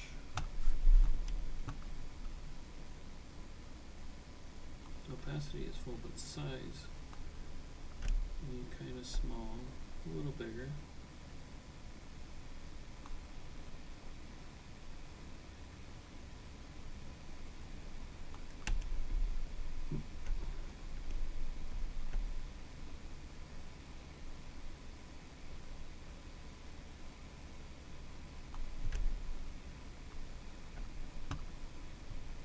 That looks pretty good. We're getting somewhere. Save this, overwrite. Okay, we're almost into Unreal Engine. Let's save, and then what I was talking about was this will be our head. This will still remain. but we already have our little spider divider. So we're going to delete all of these vertices. I don't know what's up with those little peaks there. That's probably what was causing some of my inconsistencies. Let's just bring those down. And then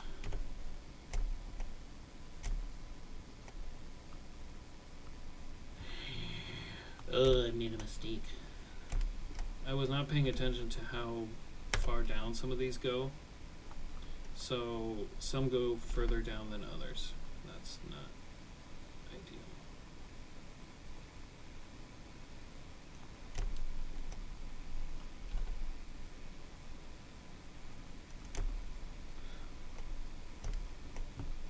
I wish I could just unify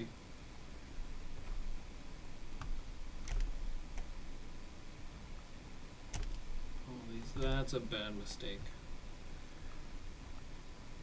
Because now they're all like different heights.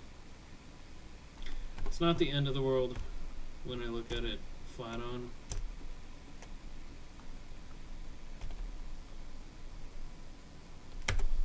Let's just try to do what I can. There. No one's gonna know until they watch the stream and then they look at the Roby spider from the side and go, "Dang it, Caleb! Why did you do this? You ruined our entire production." The audience looked at the virtual lights from the side and then said, "Your lenses aren't the same height." And I'll say, "I'm sorry. I don't know what to tell you." Okay. So everything here. Flatten it using SC0. Okay, we have a lens again. Hopefully it's not like mutilated. What we're going to do is flip it upside down.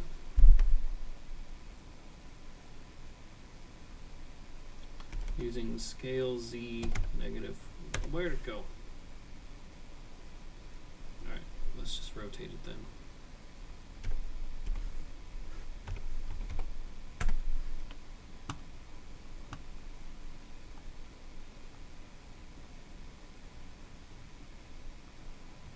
Oh no, you're not doing this.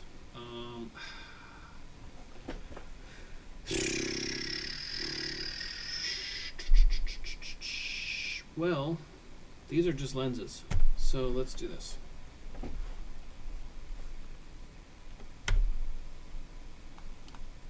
All faces, flip. Wait, can I just do like... Okay, so the thing is, these are now extra faces. So now I gotta go and delete all of these, which is like awful. That's like, I can't imagine a worse fate. Or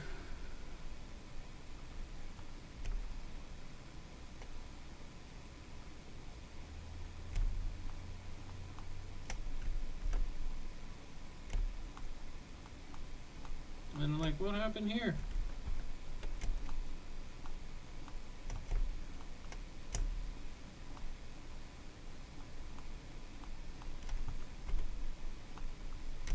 This is, I'll just do it.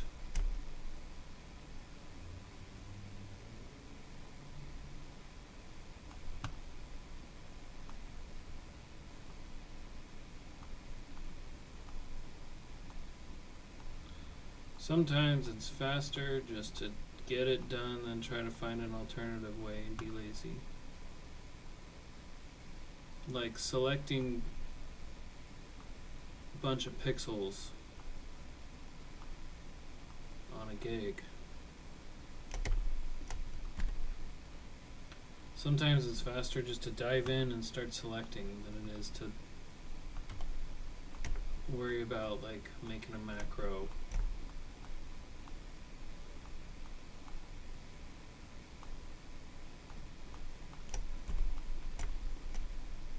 See, I'm almost done.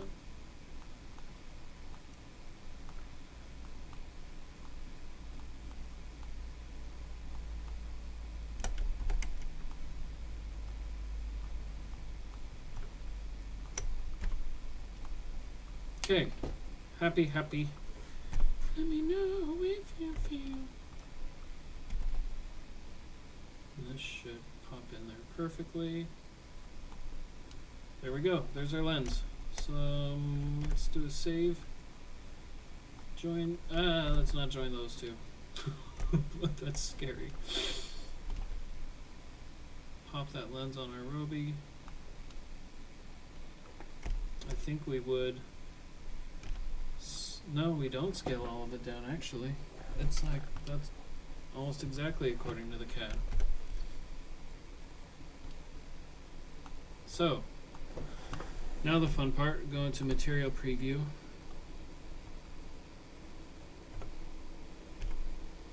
Okay, good. I didn't know if I UV mapped this and if that UV map would match my material. So now all we have to do is say spider lens, your base color is now, well, actually it would be emission. Your color is the image texture, LED's emissive.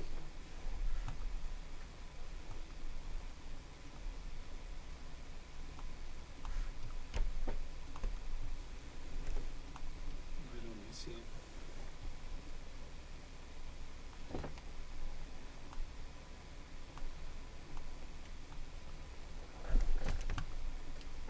Alright, something like that. You'll see where this goes once I get into Unreal. But it is time to export this, and then I am going to take a break and use the restroom.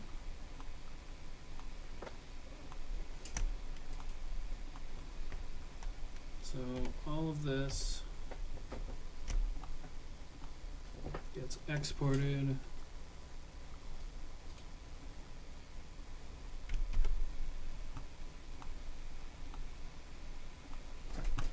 I'm going to limit to selected objects.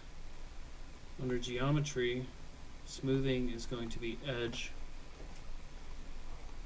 And I'm going to call this, let's put it in the GTF library. The Roby Spider.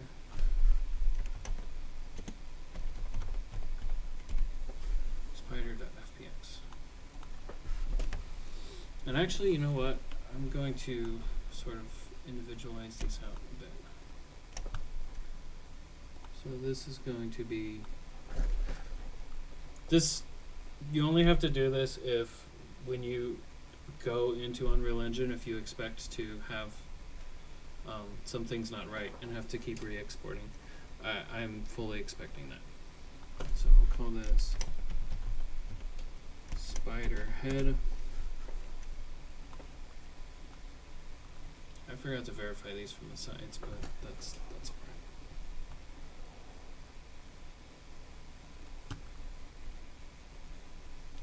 That could be a last minute touch up. It's going to be spider yoke. This is going to be, no, not STL.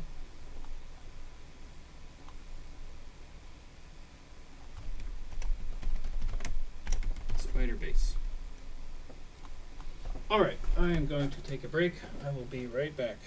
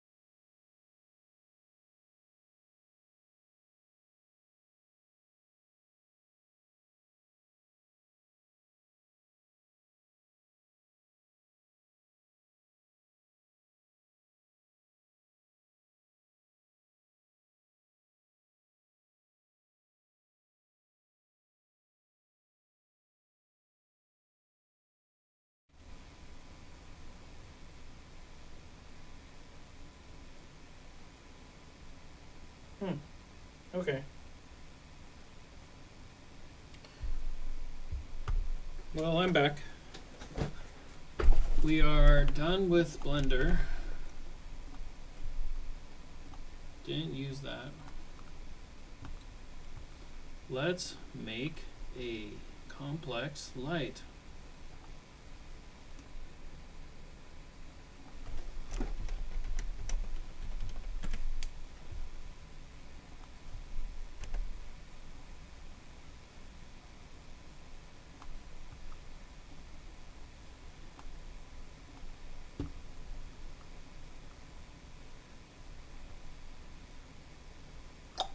Okay, mic's still working.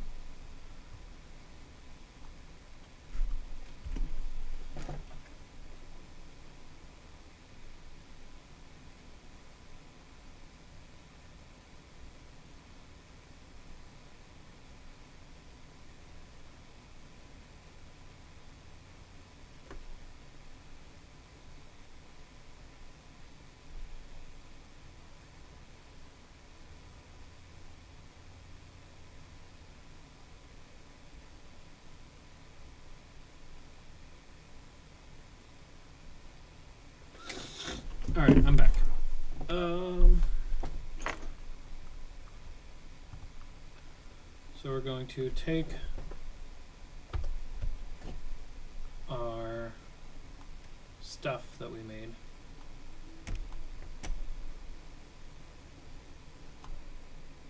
I have a feeling the texture might come in when we do this.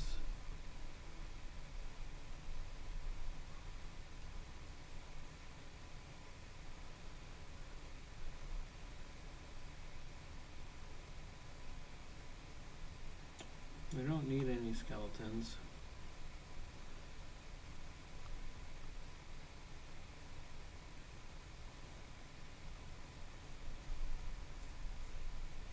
Yeah, we don't need to import skeletal meshes. There are no skeletal meshes. There are no animations. We do want materials. We do want textures. Let's import.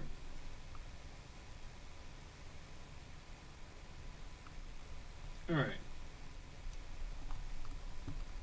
Next, we're going to go to Engine, Plugins,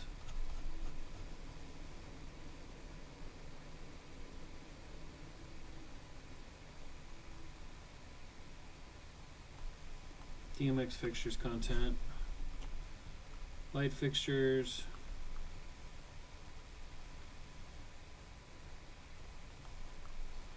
copy the BP Wash LED over.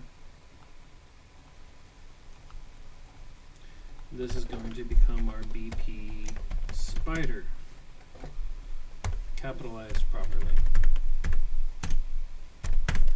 Water break.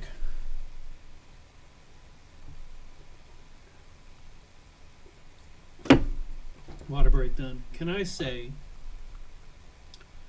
I'm a little bit proud of how this came out. I know it's not identical to, you know, what it should be, but it looks good to me. So, BP Spider, going to start by simply finding where the light is to start. And then replace all these static meshes with the proper one. So base, I'm going to show you something. Don't freak out when these end up in the wrong spot.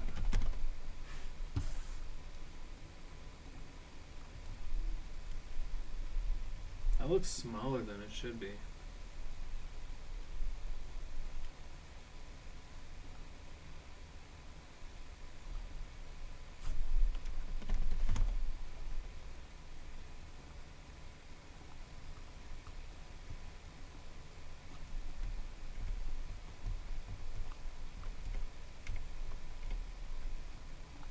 Yeah, that doesn't look very big. Don't know where our spider head got saved under something else.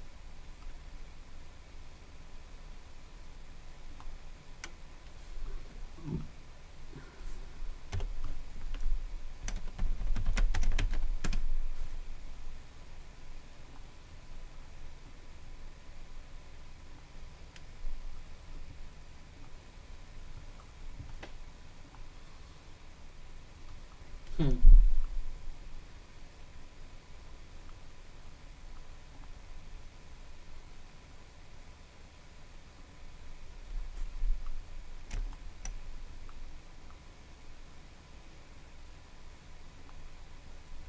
Let's do this in Blender.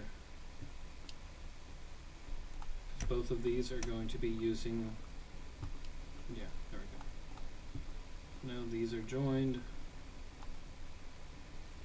Export this as spider head. And then what we can do, actually, I learned this recently, you could just right click this asset and then say asset actions, maybe it's not there, re-import.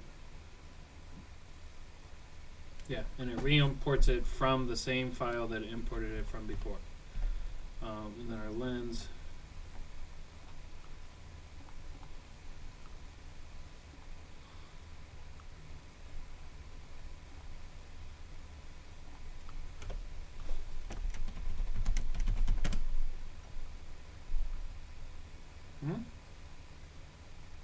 No, it doesn't.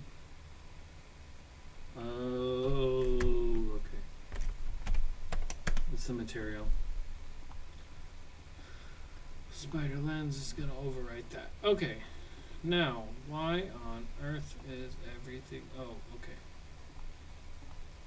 For some reason, this is scaled at 2.4.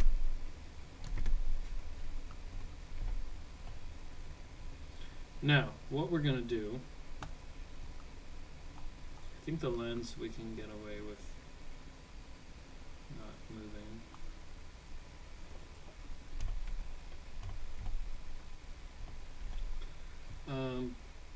As the lens is attached to the head. Where is my static mesh head? Oh, okay. The lens is not attached to the head. So what we're going to do is we're actually going to drop all these. The head, base, lens, and yoke.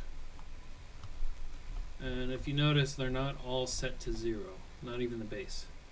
So you go to modeling,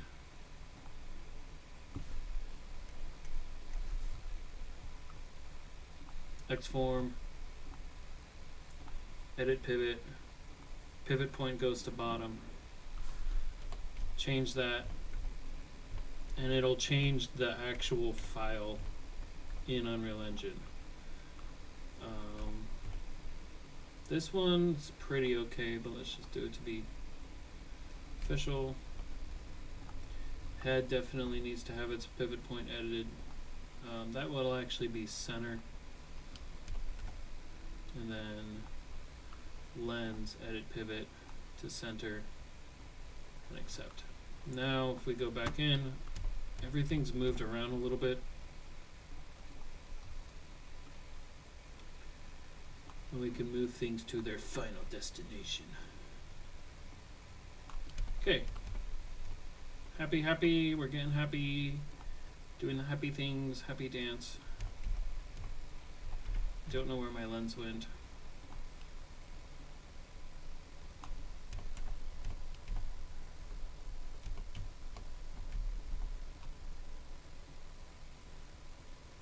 Okay. Cool. Let's make a... We're going to start getting into the blueprints now.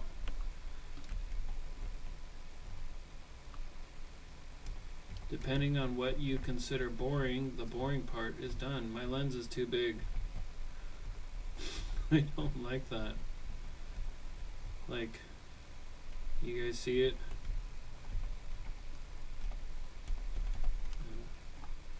I'll live with it. That's a fine-tuned thing I can do at the end, but nobody's gonna notice. So the funny thing is, after you... Oh, that's static passwords. Okay, let's drag our spider in, and let's start doing some materials. So, in my system, I have a generic material for everything that's not a lens. So in here, I can go... It's called Fixture Body.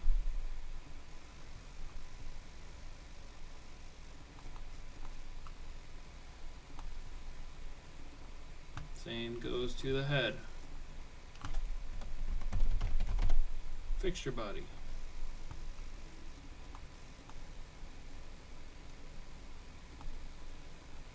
And the yoke.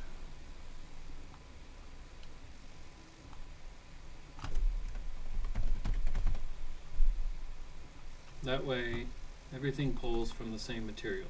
It's just that much more saved. The lens, we are going to make that right now.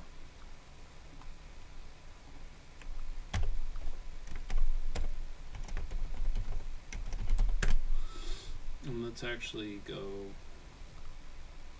into our thing and assign that material to it.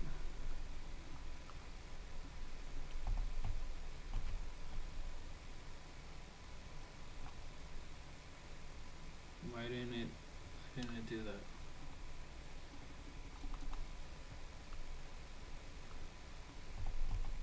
Because of the back end DMX wizardry that Epic did. So I encountered this on the Aura. You actually have to go lens, and then in here is where the dynamic material instances are created and assigned. So we have to do that on our own. So we will say cartate.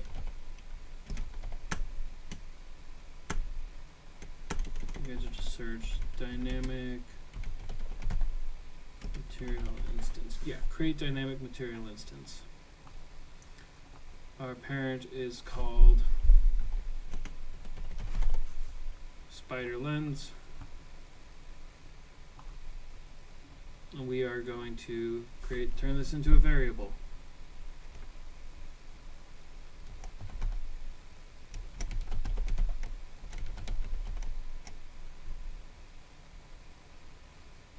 It is?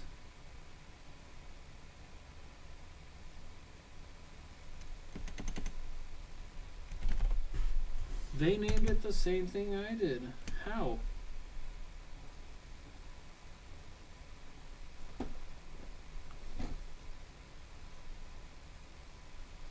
That's wild.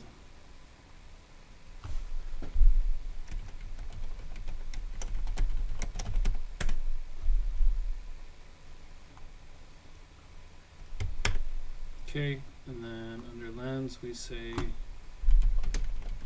set material, and we hit that. Now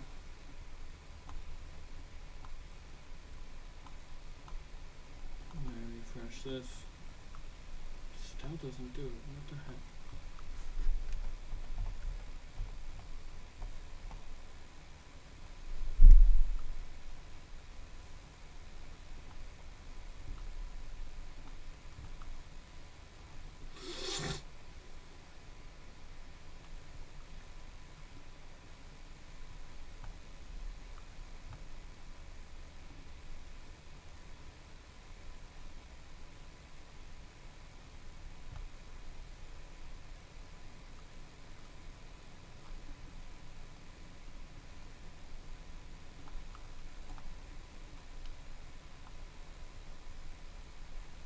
How did I do this with the Aura? That's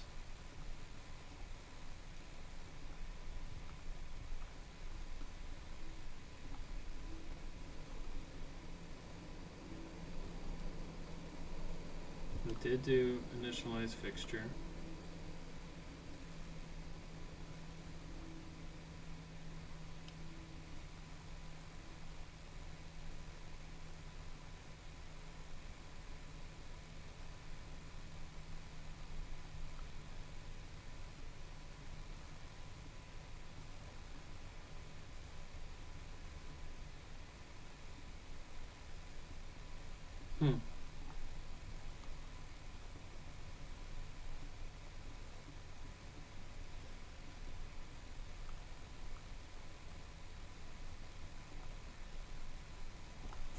This is one of those things I got stuck on in the past.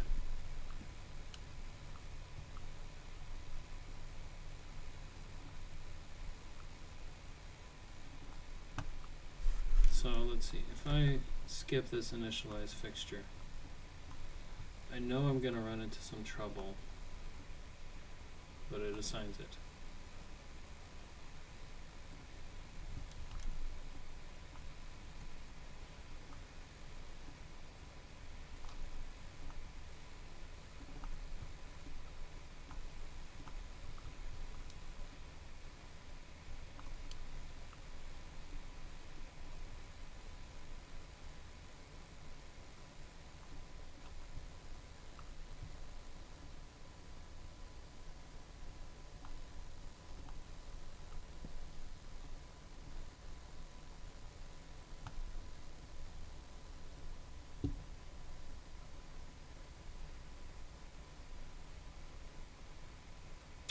Oh, that's what I did.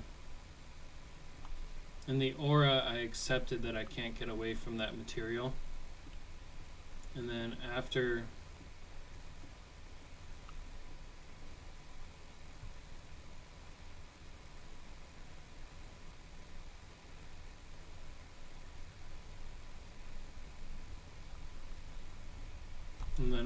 I initialize the fixture, I just change the texture value. So I might have to do that here.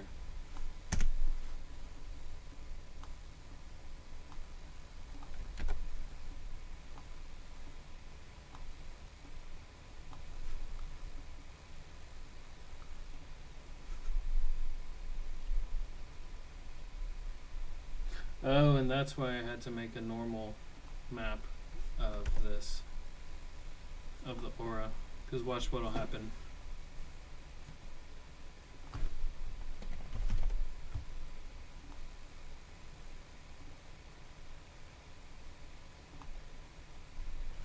Let's name this something better.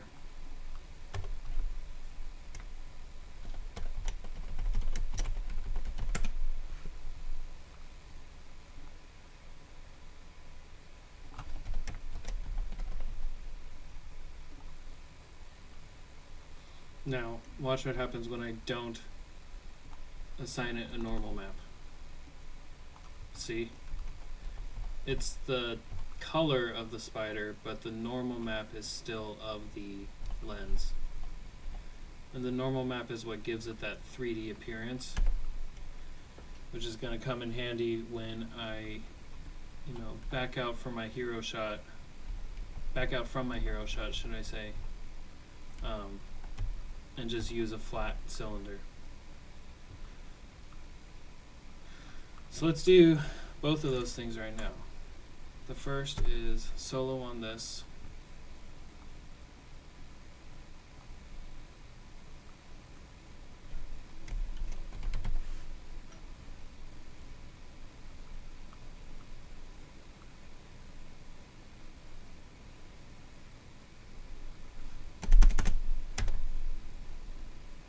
Just go to image new. I'm going to call this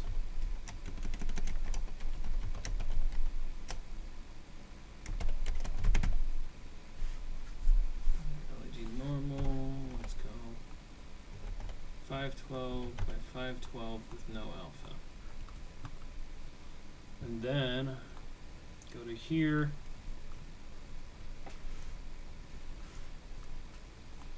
Big type's going to be normal. Let's cross our fingers, toes, and elbows. Aha, it's not purple. And it's chunky as a mug. Might be able to Photoshop that though. You never know. ChatGPT gave me these answers once. Although, no, all those settings are gone. I'm a human, dude.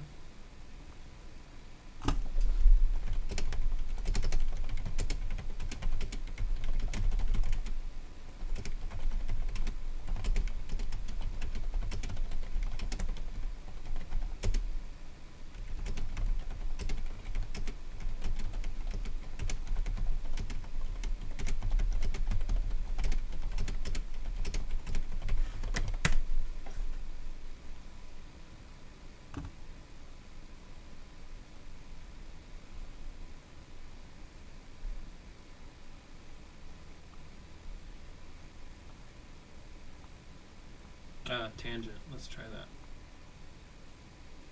Nope.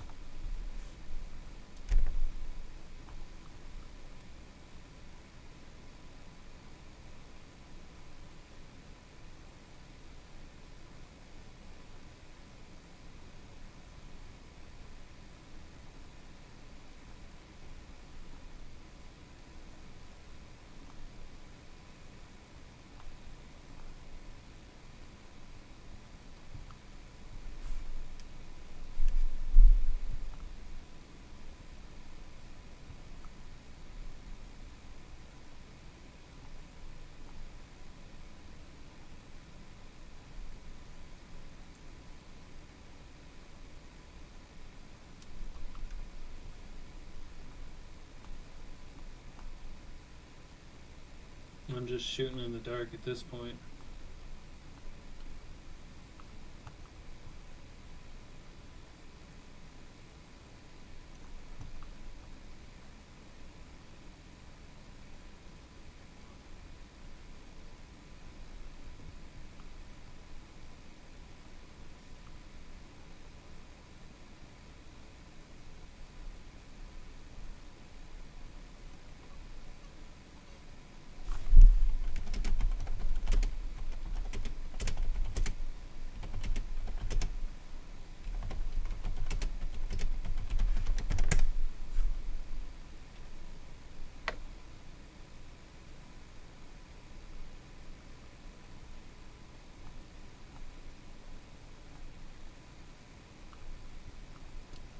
Not doing nearly what I would expect.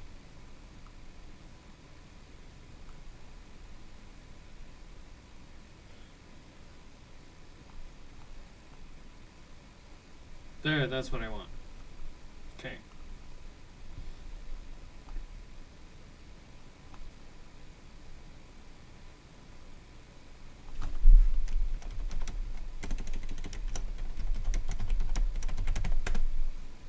So what I wanted was bake type normal, space is object, despite what ChatGPT said, and swizzle RGB is plus X, plus Y, and plus Z.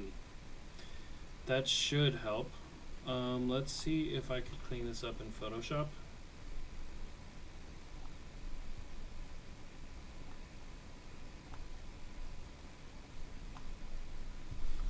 And I should just need to do a little bit of blurry.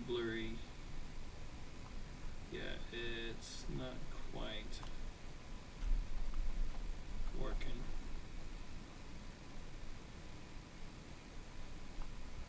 Because they're so different colors.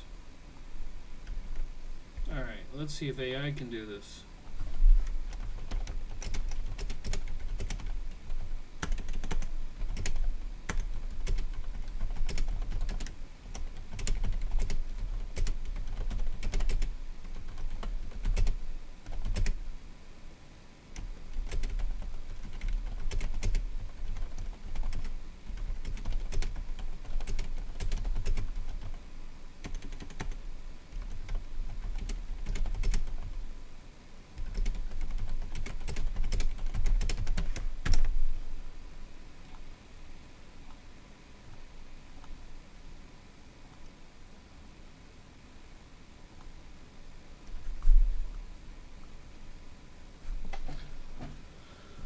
Oh, I could use some coffee.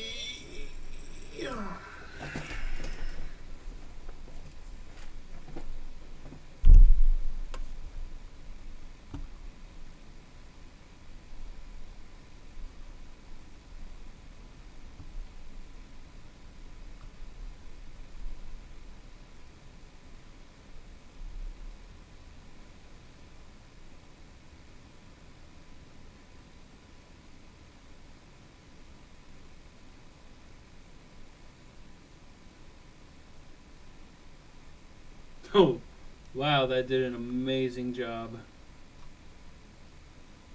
Holy, I did not expect that.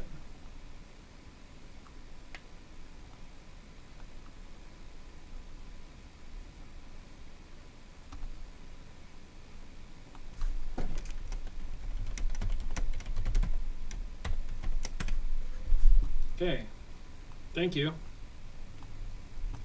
Let's try this out. So let's import spider lens normal AI.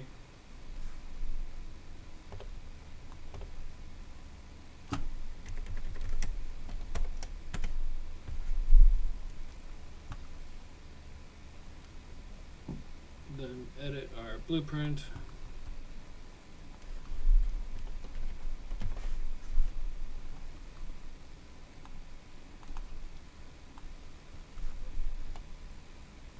And there we go. Smooth like butter. Now, let's do one more thing while we're here.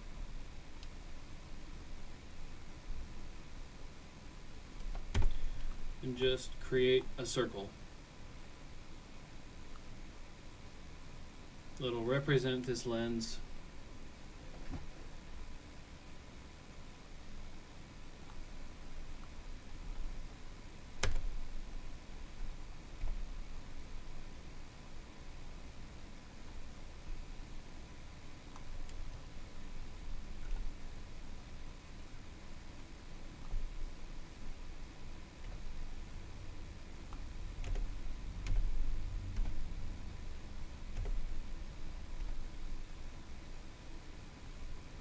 And remember, we didn't make this entire lens here for nothing.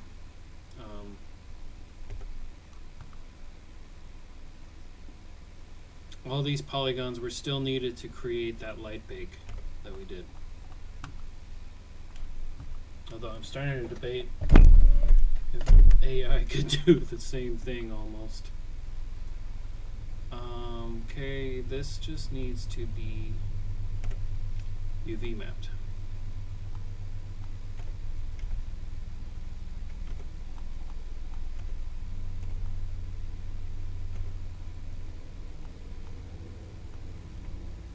Okay, so this needs to be. What's going on here? Why can't I separate this? Okay, yeah. UV, go to 7, project from view, all, scale up, there we go. Export this as FPX, call it spider lens low poly.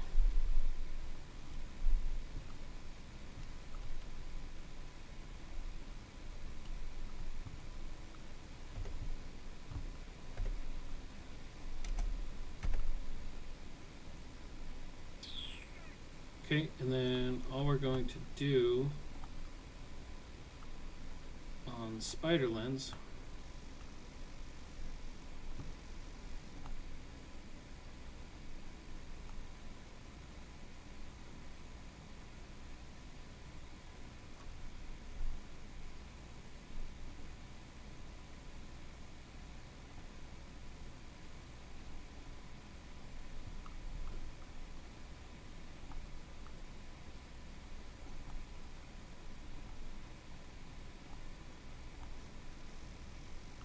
okay.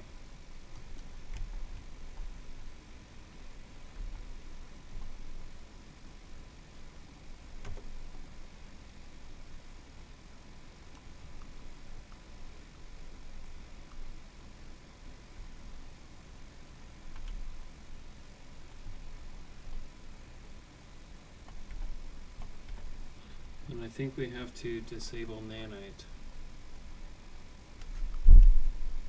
Yeah, enable nanite support. I should be seeing. Oh, apply changes, okay.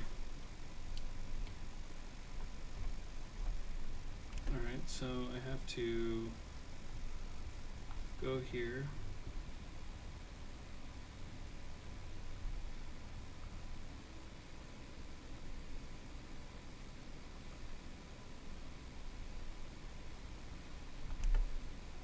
Maybe I do have to overwrite this.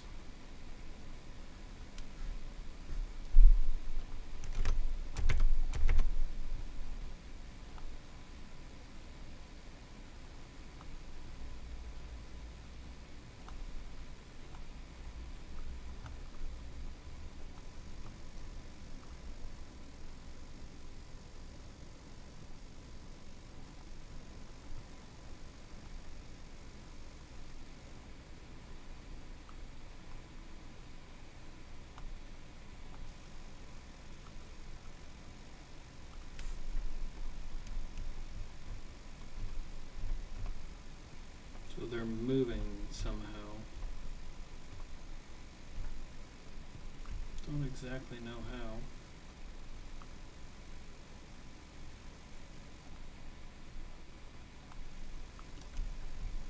Okay, so now it only has one LOD.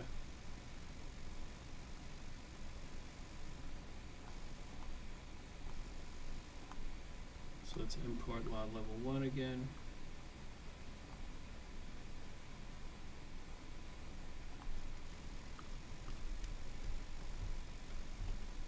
There we go. So now it goes from 878 triangles to 0. All we need to do now is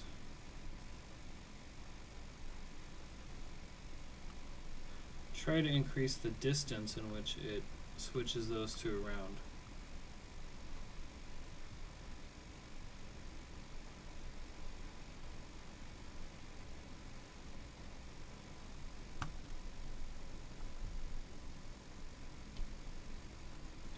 I mean, let's try it.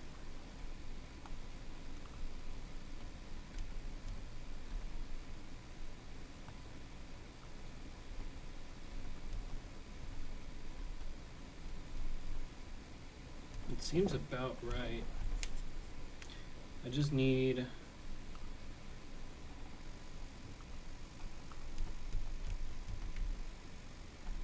this LOD to have the same texture.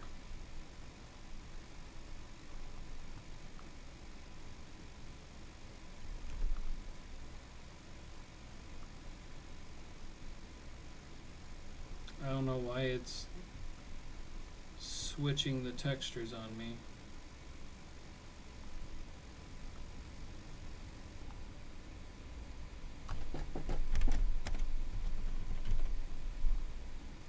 There we go. I don't think that's the proper way, but it works.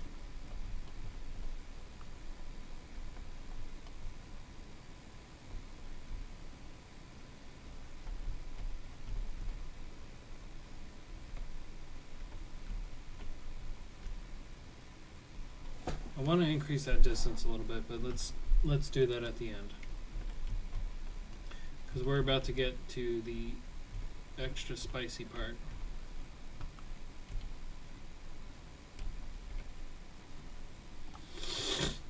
And that is saving and drinking water.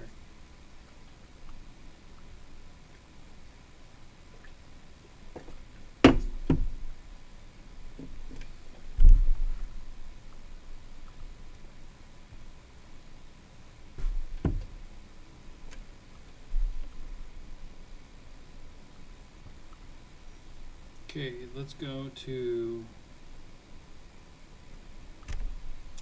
first off, let me look at the spider thing, because I'm pretty sure, yeah, pixel control. That's all I need to know.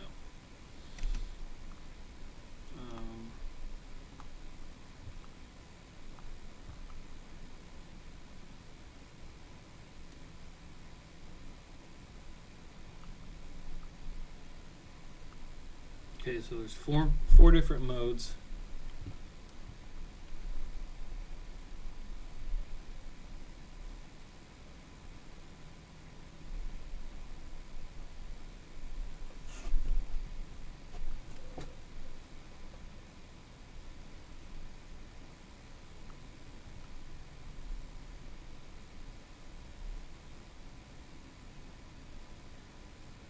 And they break down into individual pixel control. So here's where things get cray-cray. I'm still on. I'm gonna keep track. I need to stream better. I had one friggin' screen up this whole time. So on M Spider Lens, let me modify this. I'm gonna get rid of all this gobbledygook.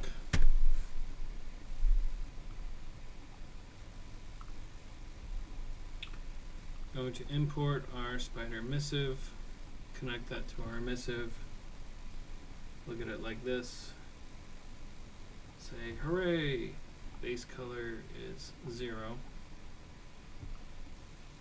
say hooray twice.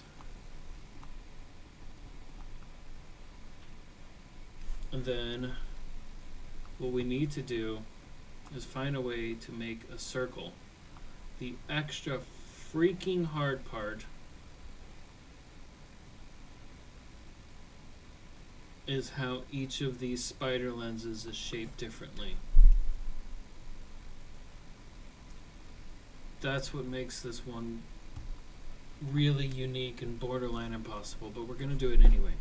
I think I have a material function in here that was used on the Nexus panel. Not the Nexus, the Qpix. Qpix 5x5. Under M, Qpix head.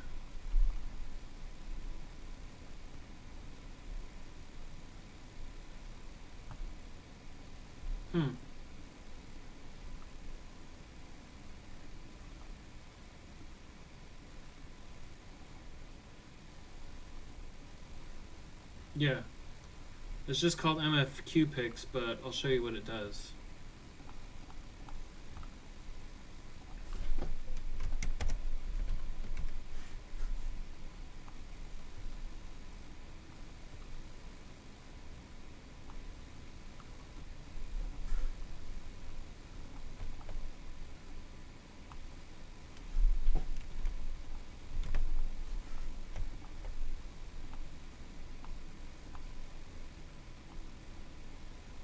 It just makes a circle right there, and it makes it without any texture or anything. So what I need to figure out is how to connect this to base color so I can kind of see where I'm at. It fits pretty well, actually.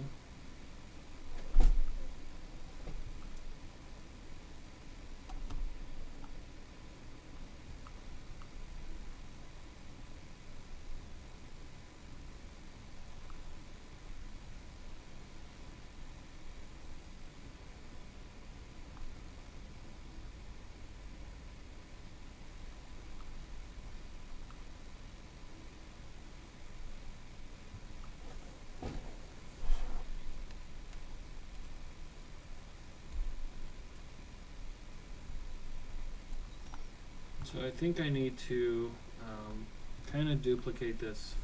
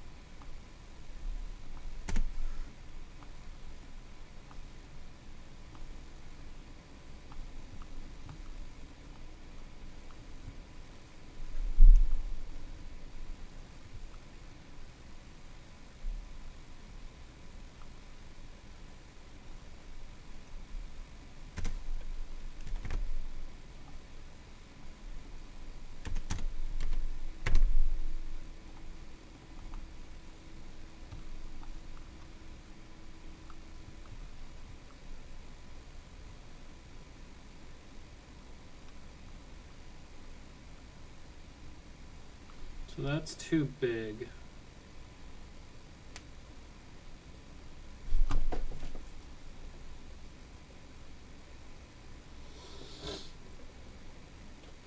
I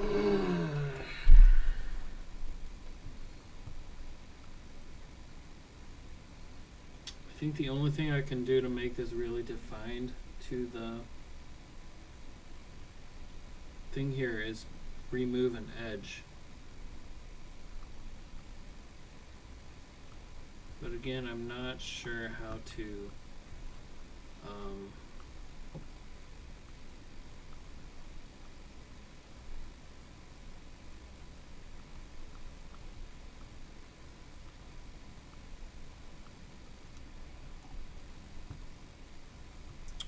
rotate that.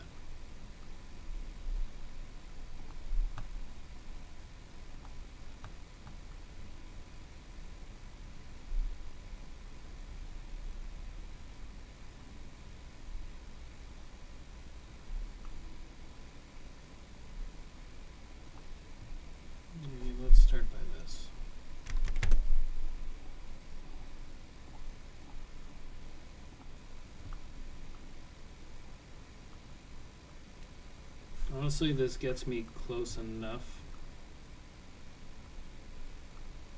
because when I multiply it, it's going to sort of knock out some of those edges anyway. Could probably go 0.11 here. That's probably the highest, biggest I can go.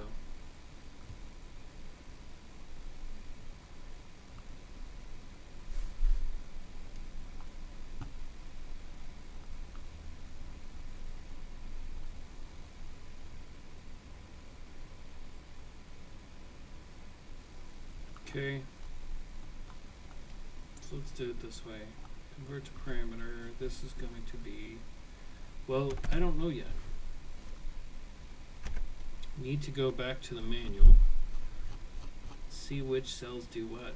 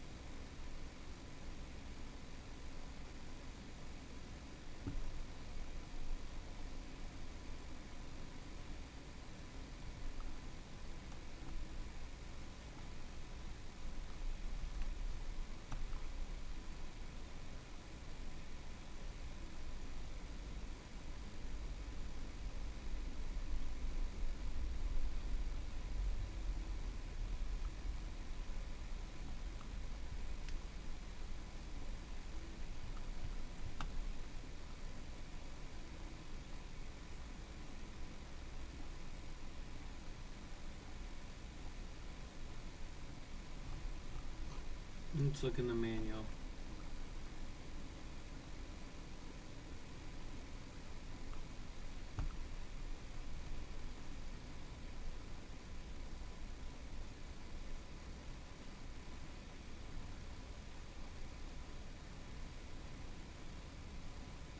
There it is. So I just did 12. Goes 1. I'm gonna keep this over here.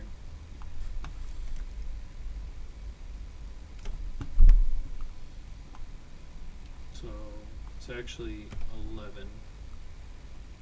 Yeah. Alright. I can kind of punch through this now.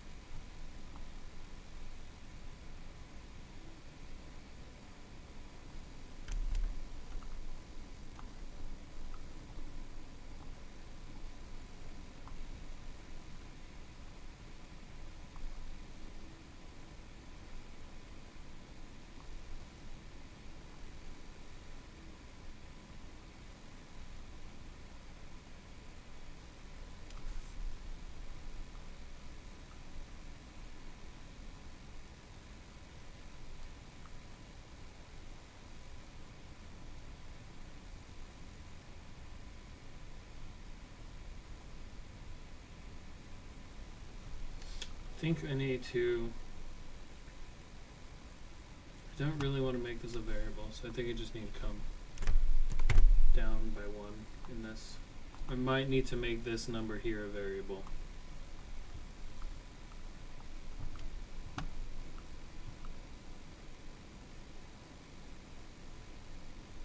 Okay. Let's make a named reroute. Call this pixels.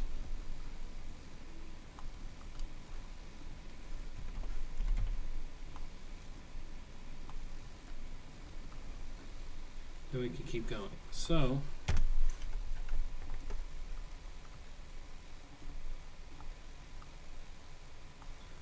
I'm gonna need 19 of these.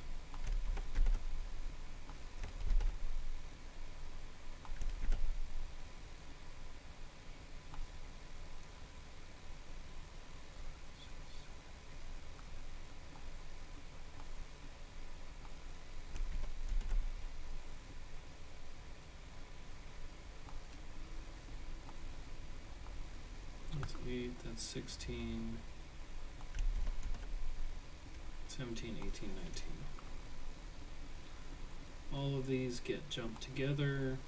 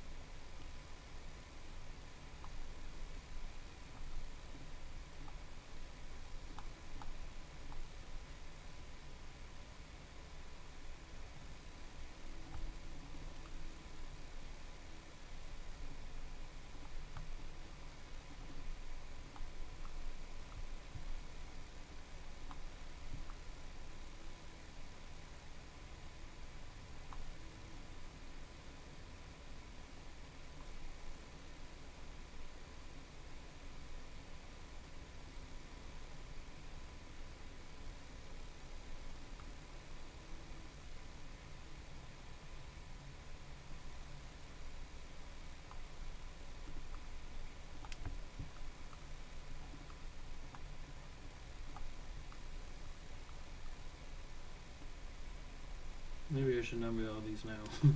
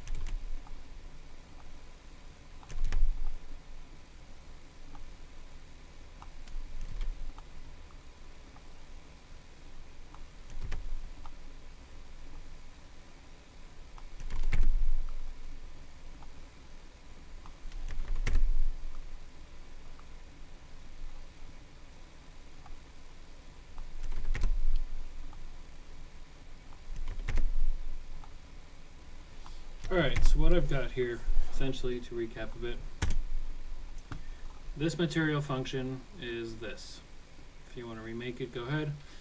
It creates a circle, which is kind of the affected area, and then it creates another circle, which is the hot spot of the pixel at a small, well, this is the smaller radius, this is the bigger radius. They have the same density.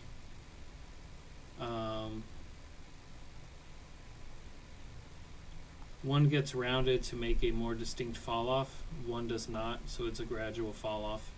They're all multiplied by the input vector color, and then the previous running daisy chain is added to that.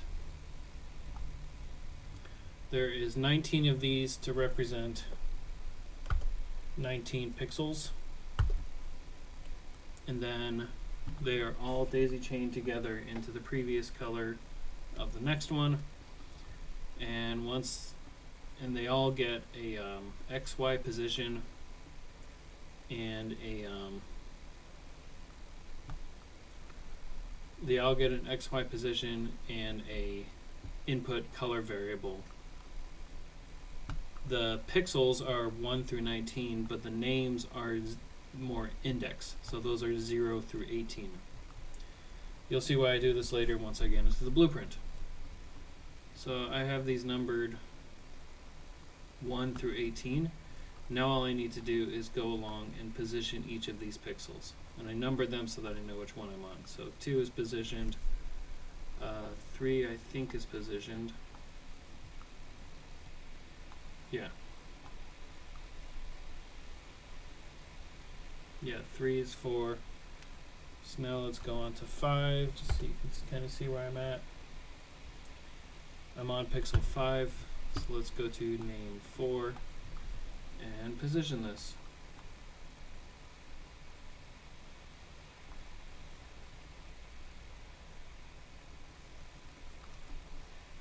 And then for each one, I'm converting it back to a constant and turning the next one into a parameter so that I can see it move. Now this is one cool thing in recent Unreal Engine, is that on this material preview thing, you can see your parameters move. That used to not be the case.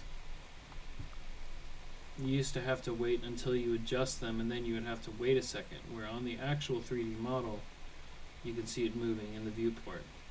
This makes it a heck of a lot easier.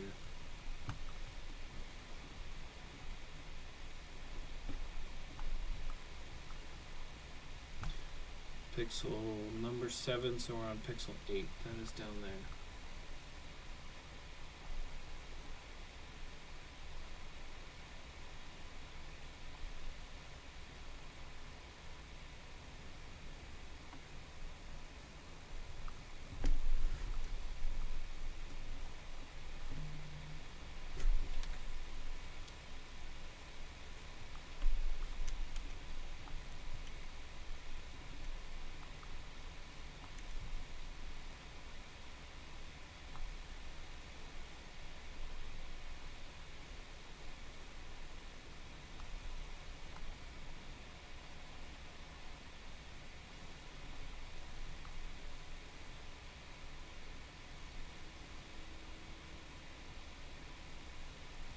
And if I were to say this is tedious, that would be an understatement.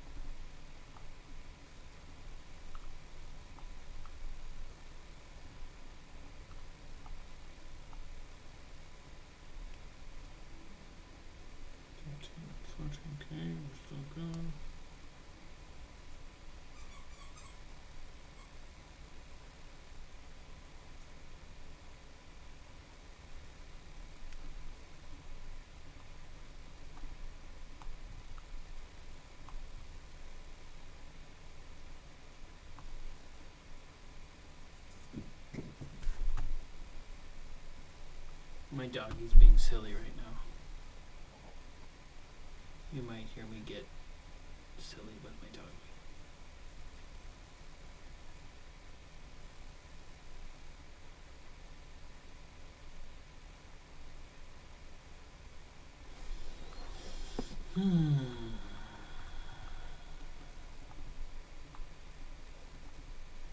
This is by far the most tedious part of the build. It's just arranging pixels.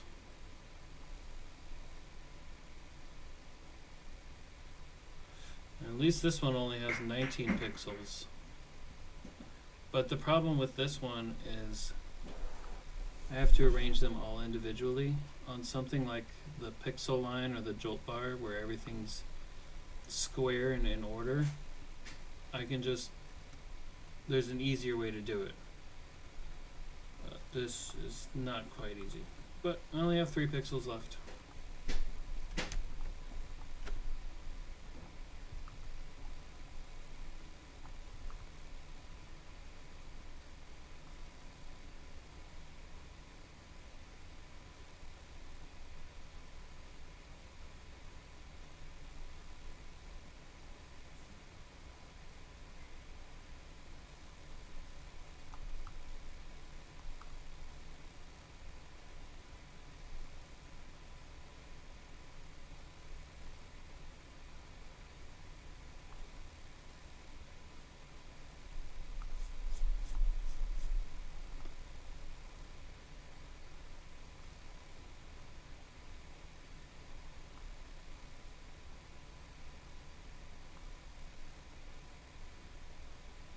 Alright, now that I have all of these done, I multiply this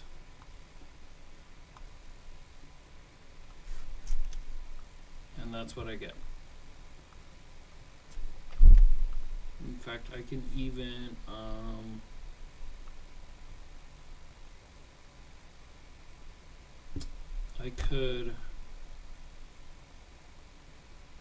I could go back into Photoshop and darken. Well, no, that's coming from the pixels around it. But yeah, there's definitely color in these blacks here. I wonder if I could round this.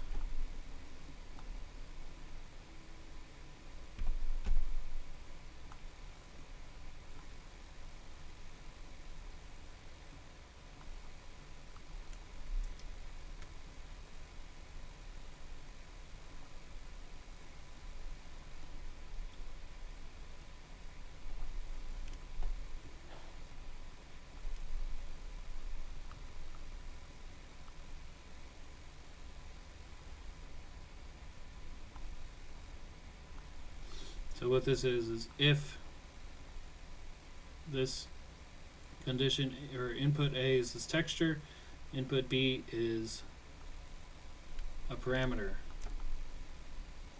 Let's call this 0.1. Then let's make 2 static values, or just one. 1 is 0. So if A is above 0.1, use the actual texture.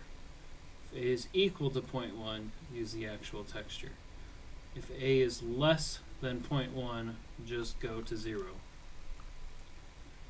Let's try that. And there we go. That is what I wanted. Kinda. That's just the bloom on there. So then I guess that's not really doing anything.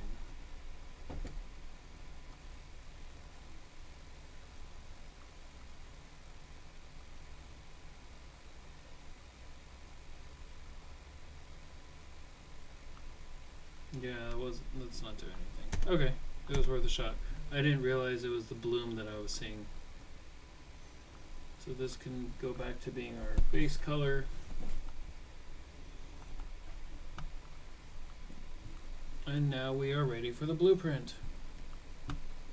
Y'all hanging in there?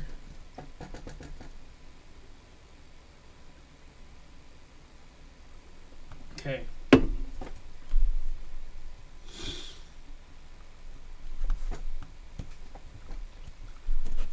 Our BP spider, the first thing we're going to do is create a DMX profile for it.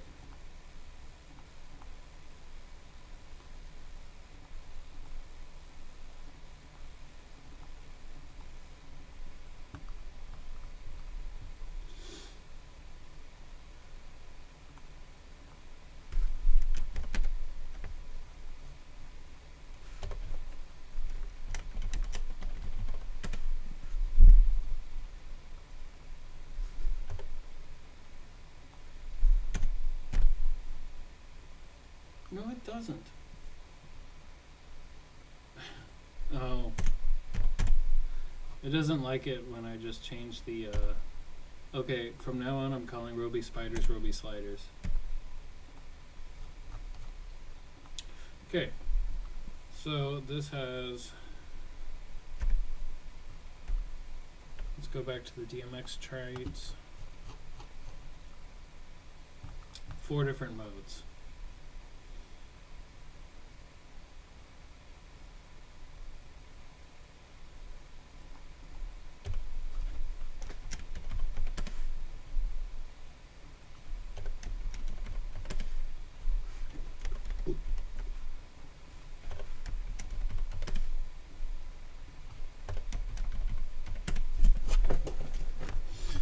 Alright, let's start mowing through these. Mode 1.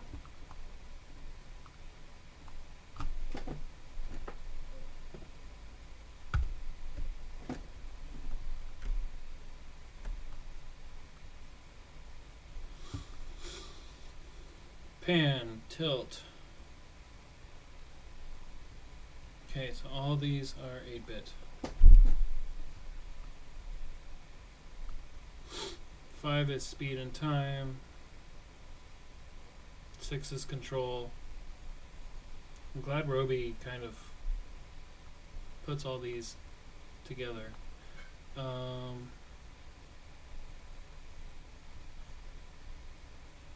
7 is a color wheel. We're not going to use that.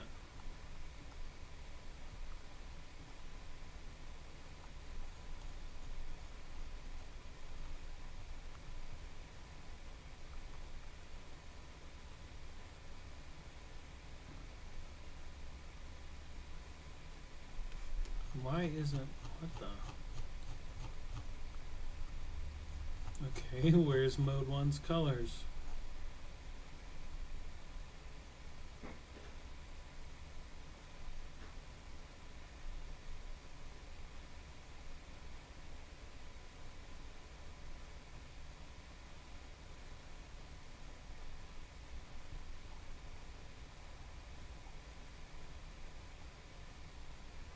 Okay, so all of them have 3 different zones.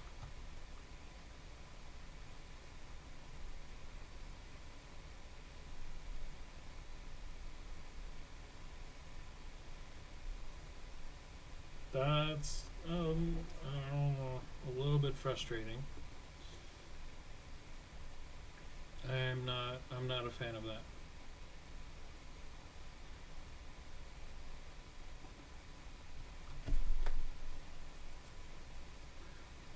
But we will do it anyway. So let's see. All these fixture matrix mode is going to be enabled. We're going to have 3 cells. Each one's going to have red, green, blue.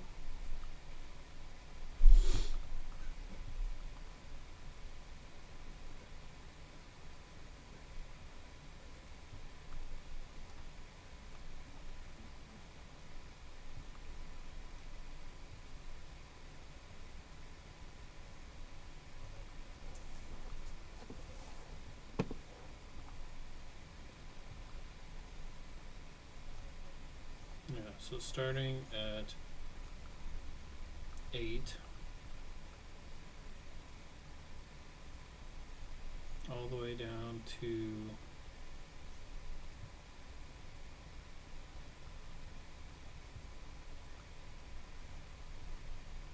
Oh, and of course they're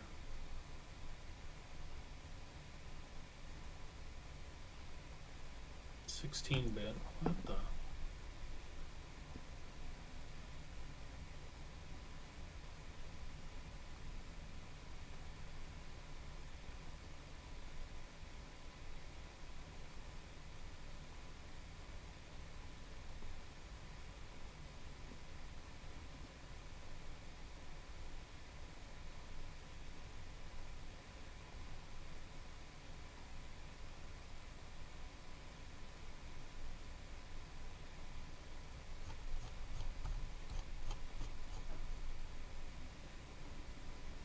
Okay, so yeah.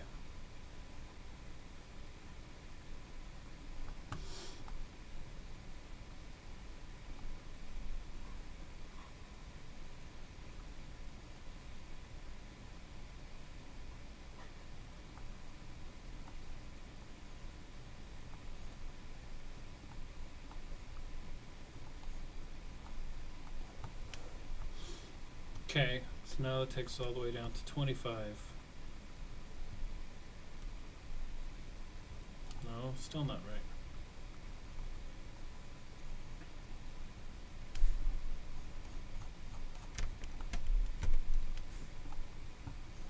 We start at 8, zone 1.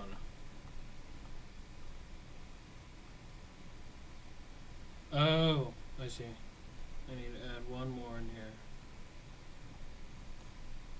Need to add white. 16-bit. Okay. That means it takes us up to 31. There we go. Alright, CTC we're not adding. Color mix control we're not adding.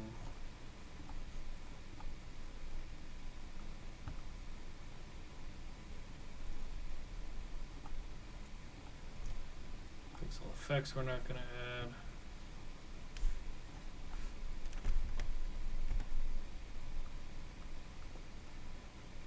Effects speed we're not going to add. Effects fade we're not going to add. Flower effect we're not going to add. Red we're not going to add. Green we're not going to add. Blue we're not going to add. I've never seen this flower effect here, so I'm not sure about that. No white. No color macros.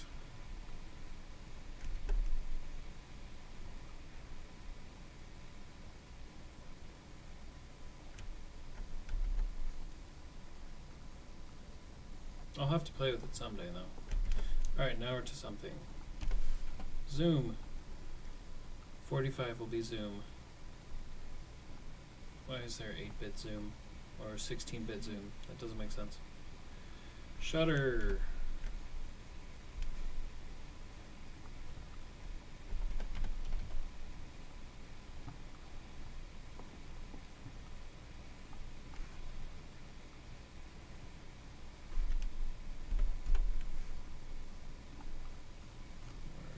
Dimmer now. Dimmer is 16-bit.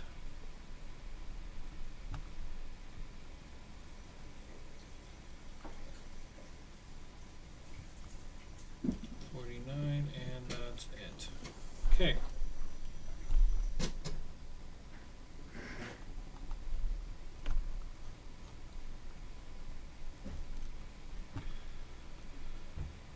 Let's go to mode 2.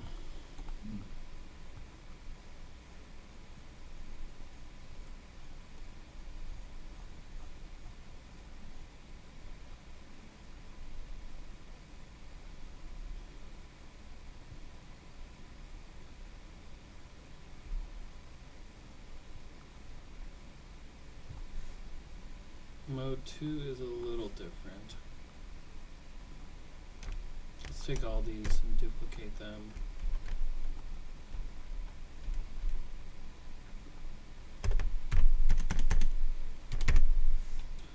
So mode 2, same up to channel 7, and then on channel 8, using no fixture matrix, we'll just go red, green, blue, and white. All in 8-bit.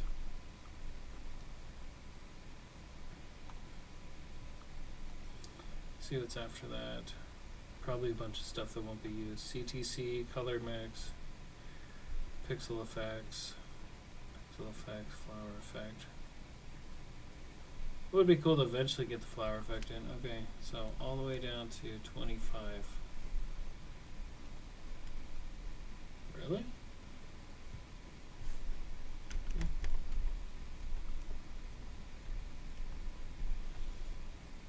Okay, 25 is zoom. Zoom is 16-bit. No, it's not. Here it's 8-bit. 26 is shutter. That's correct. 27 is dimmer. 8-bit. Nothing past that. Okay.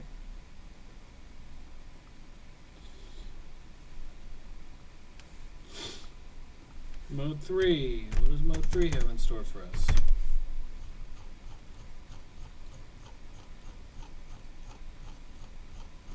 You hear my mouse? Doesn't that sound gross?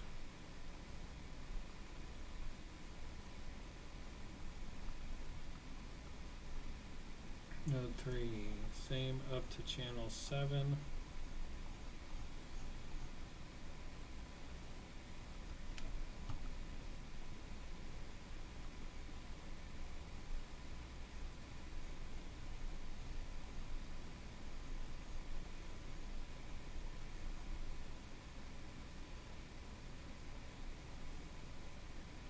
Okay, mode 3 is the same as mode 2, except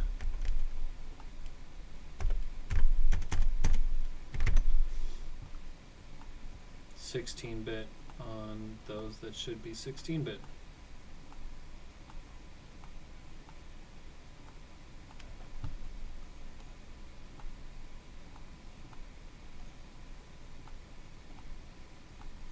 Takes us up to 33 channels. That's what we got here. Alright, now we're on to mode 4. Hopefully mode 4, I'm going to preemptively just change this to 19.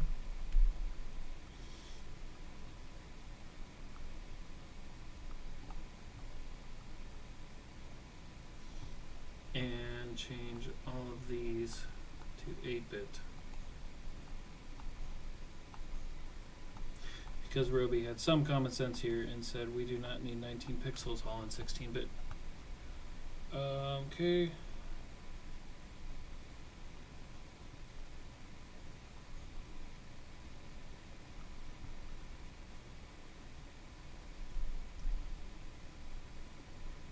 I think this goes at the end.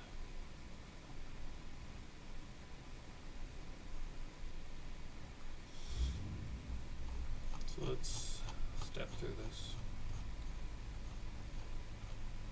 Up to 7, it's all the same.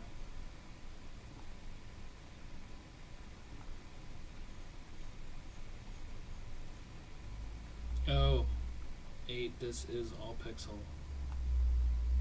We could go red, green, blue, and white.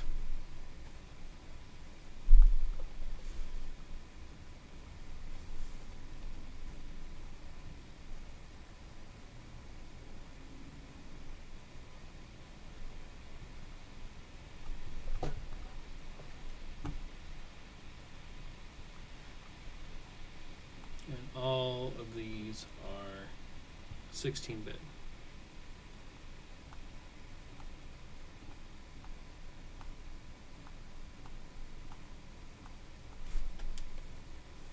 Okay, and then up to channel 16. 16 CTC, not used, not used. Not used. Nope, nope, nope, nope, nope, nope, nope, nope. Nope, nope. So nope all the way to what? Yeah, nope all the way to 28 is my last nope. After that, 29 is zoom. 30 is zoom fine.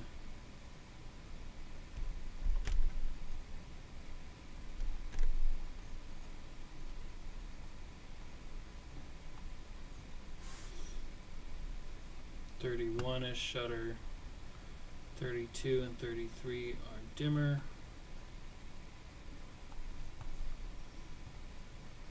Dimmer intensity, and then starting at 34 is pixels.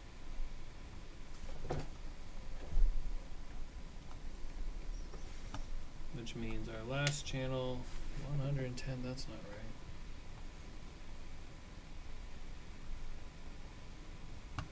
Oh, because there's no white.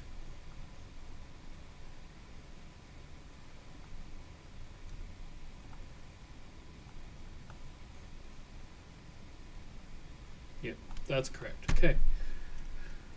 We have our fixture profile.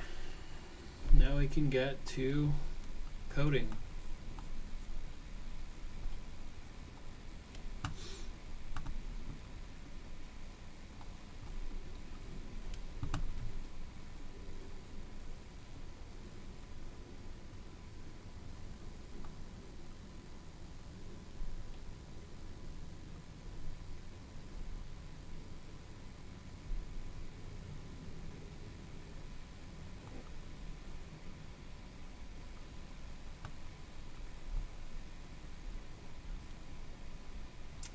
So I think I have fizzling out a little bit, but we're gonna hold in strong and try to finish this up, at least get it to a functional state.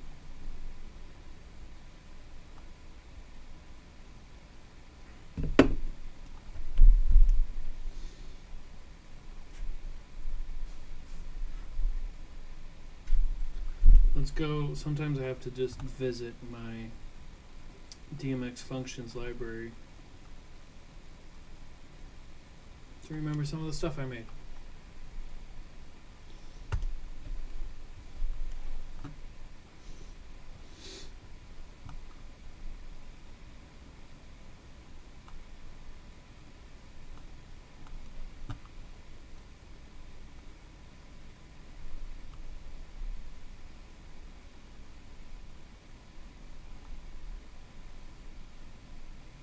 Okay, so I'm going to start with get RGBW vector from DMX matrix.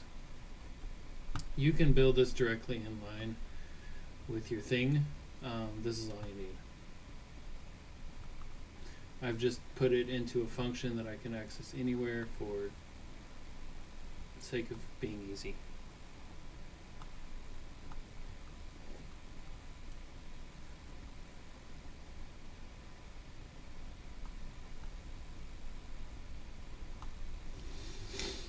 On data received, get RGBW vector from DMX matrix. We do need our fixture patch, and then we also need to say, I don't know what's in here.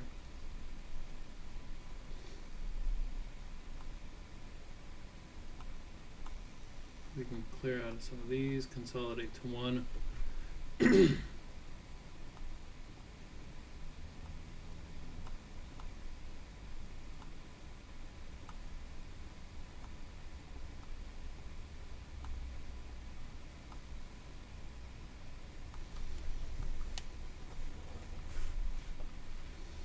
Okay, what's in here again? Get normalized matrix cell values.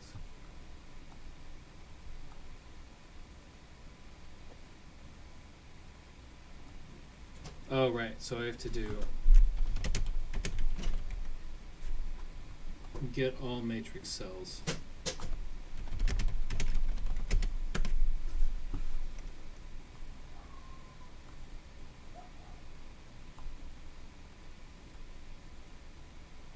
And then say for each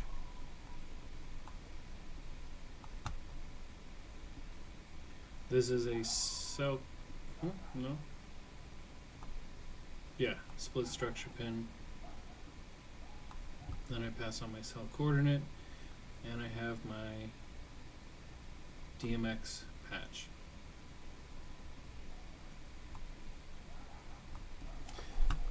Once we do that, we get, and this is for mode 1 here, we are going to need to add a variable mode. So let's save what we have, go to our content drawer, and for the Roby spider, we're going to say blueprint enumeration. We're going to call this enum spider modes.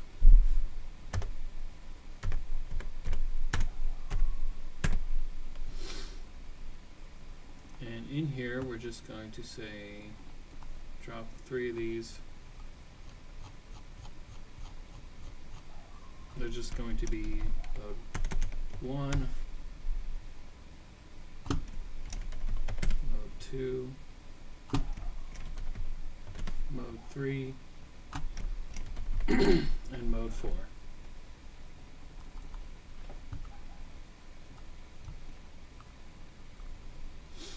And then in our variables, we're going to add a variable, call it enum spider modes.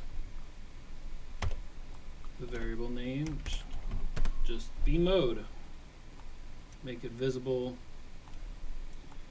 And then here's where we kind of branch off.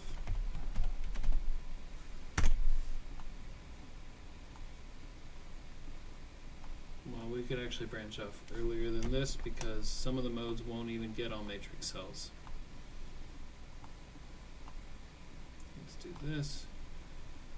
Mode 1 is the 3-ring mode.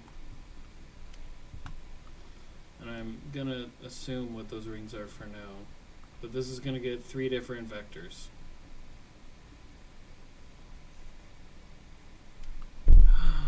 This is going to be tricky.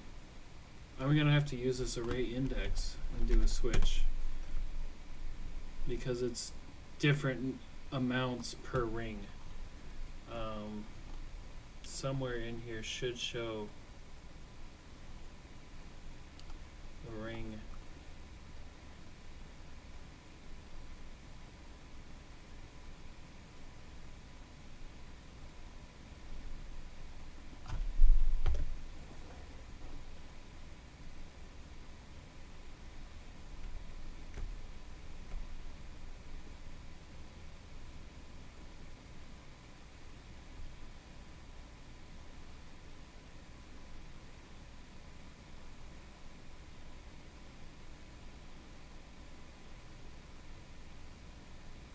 That's interesting. I didn't know Roby had that.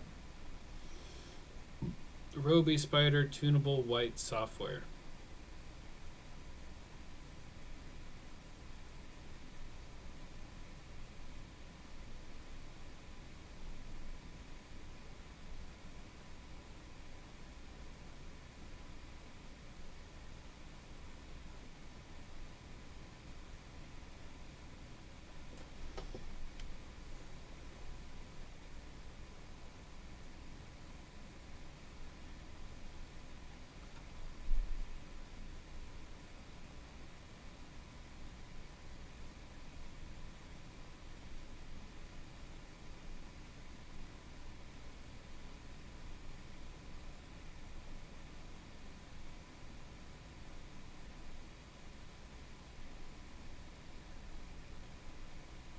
Oh no, there's more modes. Dang it. There's 10 modes in here. Okay, let's only do the first 4 for now.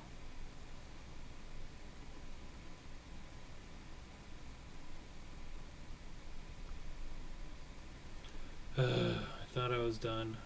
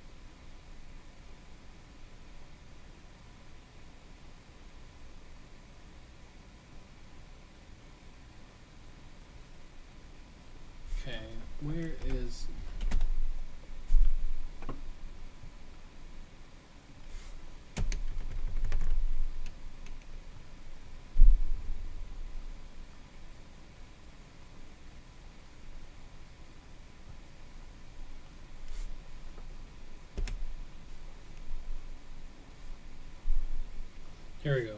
Ring 1 middle pixel. So that must mean ring 2 and ring 3 go out from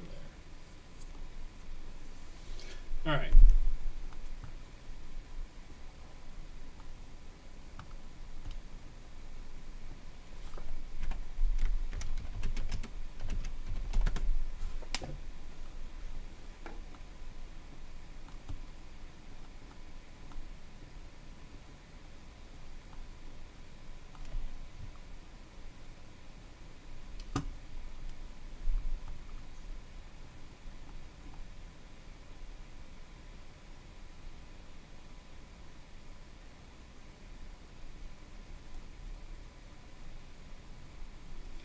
Then we go to our DMX functions, and we have set parameter functions on here.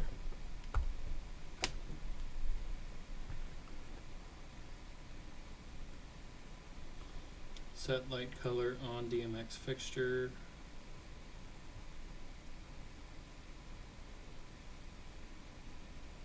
No, that's not it.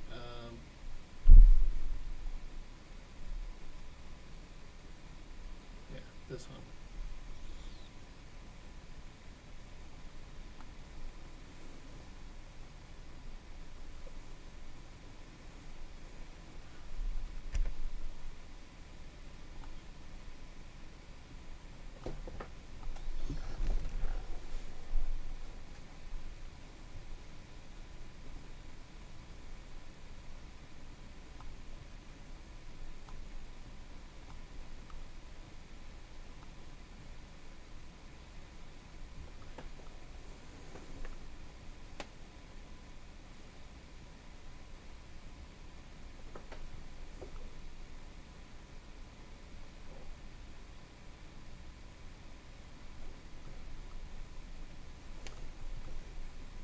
Yep, so middle 0 is just the middle ring.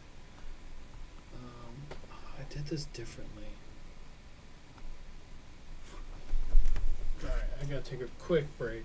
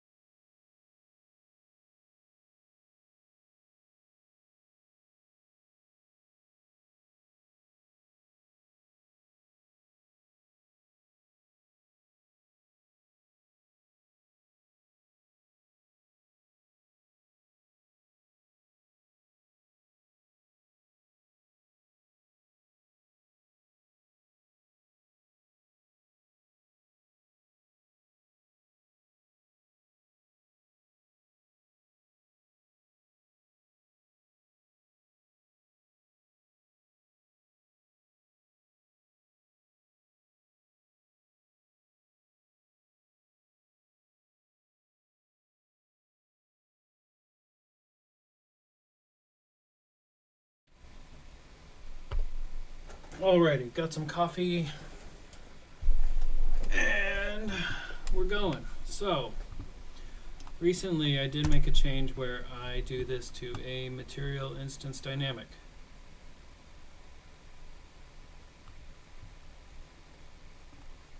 I would like to do this here. Be master process.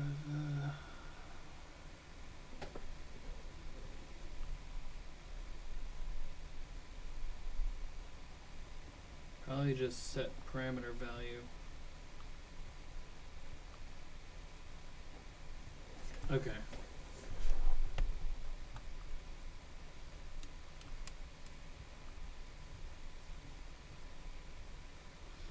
There it is. So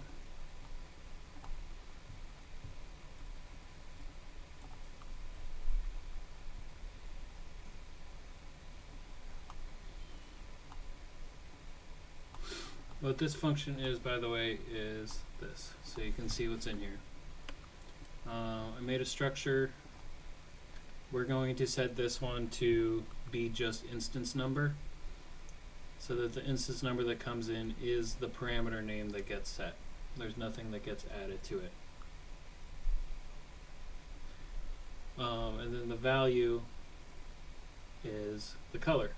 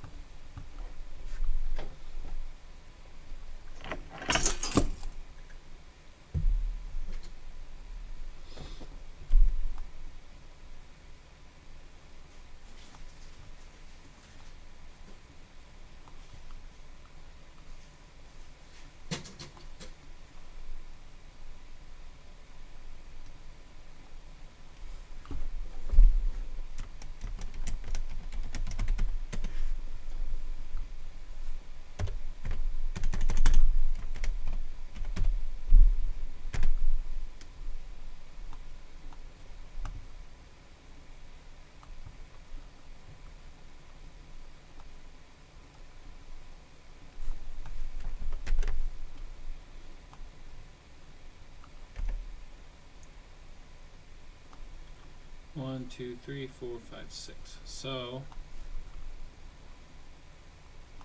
for the next one, this is ring 0. Ring 1, we're going to do a for loop, not a for each loop, sorry. For loop.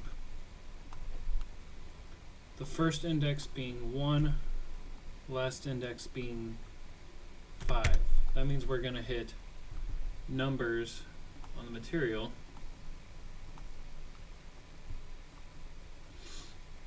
We're going to hit 1, 2, 3, 4. Oh, where is it? 0, 1, 2, 3, 4, 5, 6. Yeah. So it's going to be 1 through 6. Color is the same color. Still instance number. Then after that, it's 7 through 18. Same color.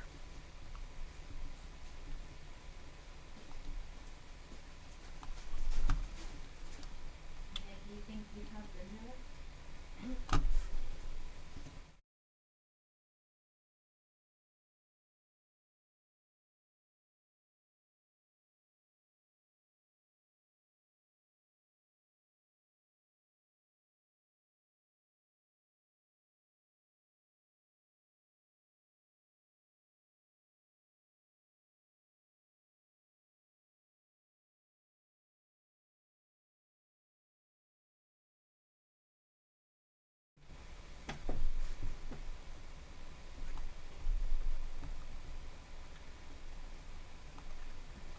Okay, mode 2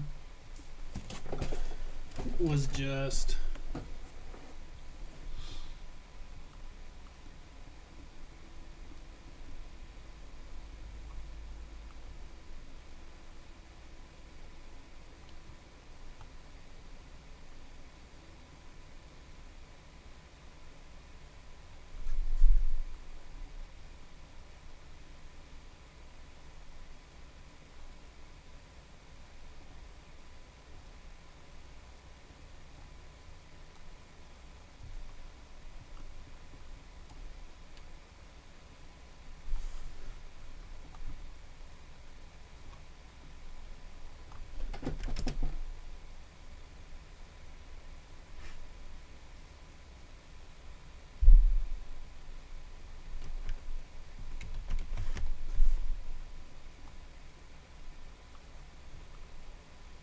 Let's just get normalized attribute values. Then we're going to find, this belongs in a different little comment box. Going to find red, green,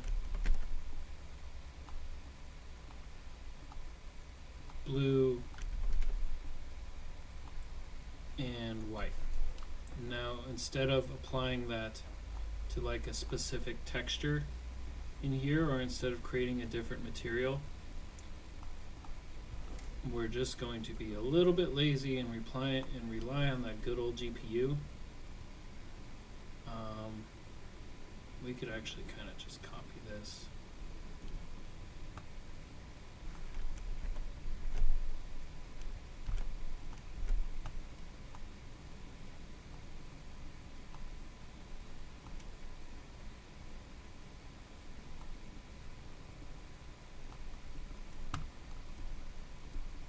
Then there's our RGBW vector, and then we apply this to all of the rings. So then we're going to say for loop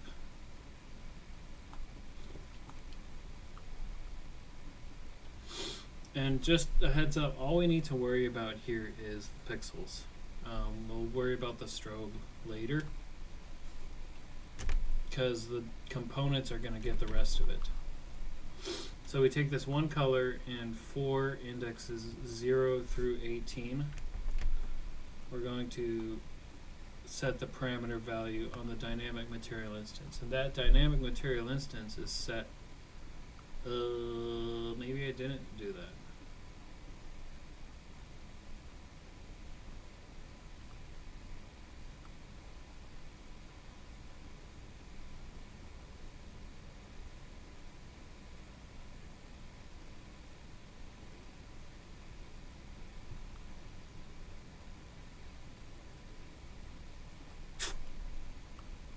Where is this?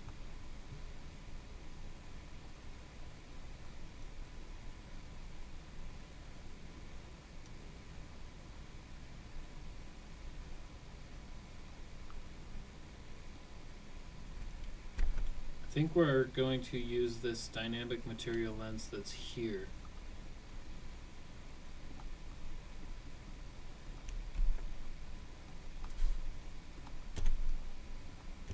And I don't think we need material instance lens.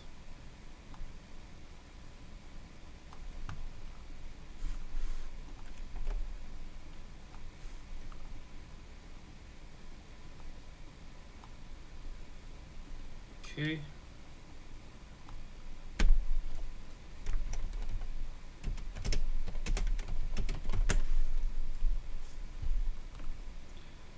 What does mode 3 have in store for us again? I forget. Oh, mode 3 is the same. It's exactly the same. The only difference is that zoom and dimmer and everything are 16-bit, but it gets the normalized values anyway. So mode 3 we can just drop down there. Mode 4 is where we get into pixel mode, which is actually a little bit easier. We're going to essentially copy this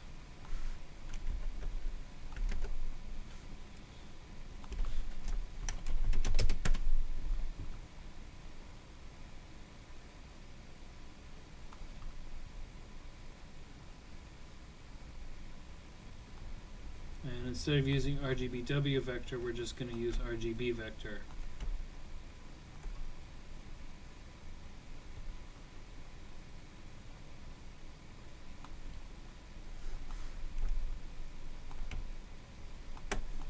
RGB vector looks like this. It's just get normalized matrix cell values, red, green, blue, make a vector, return it.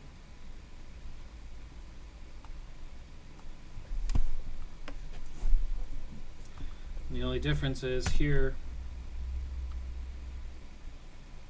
we're applying this array index directly to the instance number. So this is going to cycle through 19 instances or indexes, index 0 through 18, and we're going to apply that directly to the instance number, which is going to affect the material.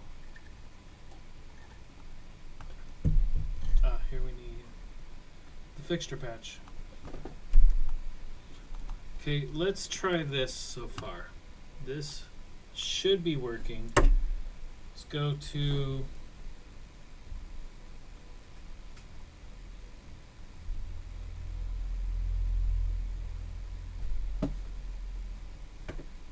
to MA.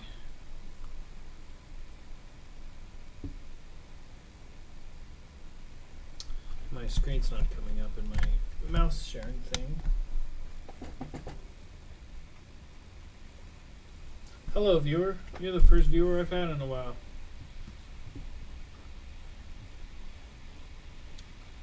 Trying to find where my... Here it is. Okay. Nope, my mouse is still not going to that. Give me 1 second. Technical errors.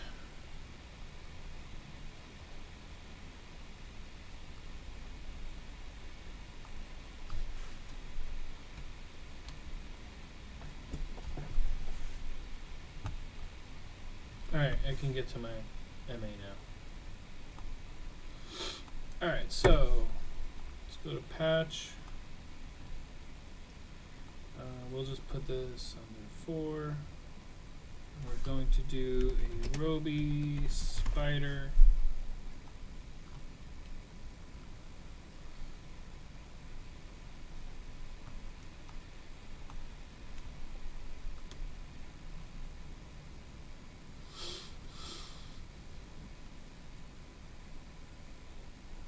Let's start off in mode 1.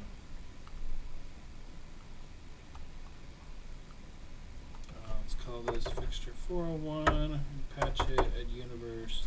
Not that one apparently. Not 4 either. Patch in universe 5. Okay. Save that. And then under DMX activity something or other.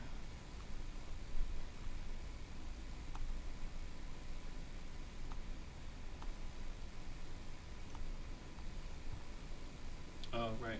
That's what I'm doing. Starting to fizzle out a little bit. Gonna take a break soon. I'm just doing this marathon because for some reason I find it fun. I don't know why. Let's do Roby spider in here. In mode 1, patch to universe 5, channel 1. What else is there? A 6 bar, get out of here. Alright, Roby spider's good there.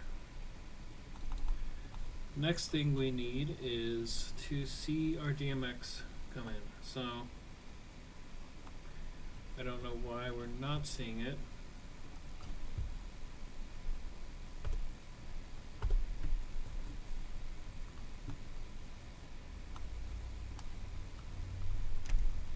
Wow, that text is extremely small. I don't know why it's so small. We're receiving at ArtNet. That might be the problem.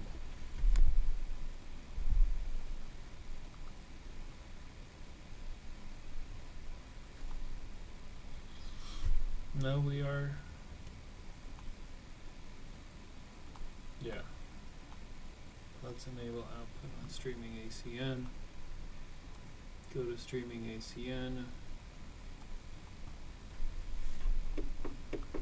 Nope, still no.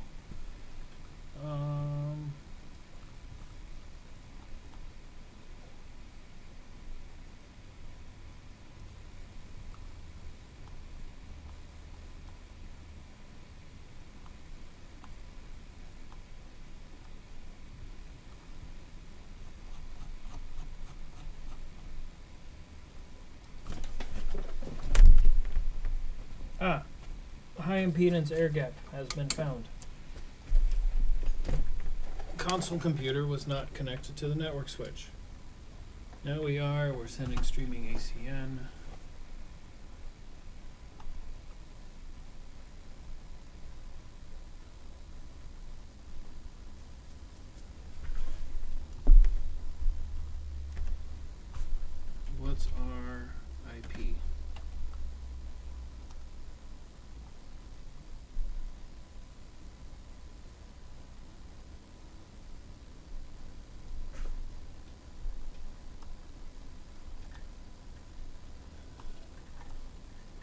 Oh, that could cause it.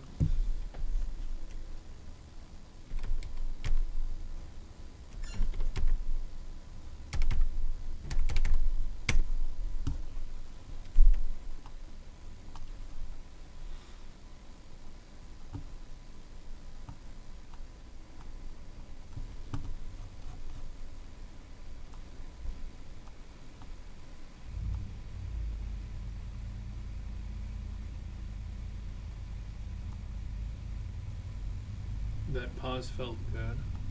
There we go. We got some data. So we were fixture 401. There we go. Now let's. No, I don't want to quit completely. I should save all though. Never know when things are going to crash. DMX. Let's go to the bottom. Roby Spider, address. Okay, we're getting something. The lens is not being set.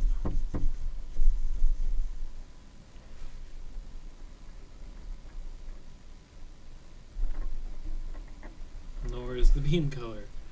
Let's work through these one by one.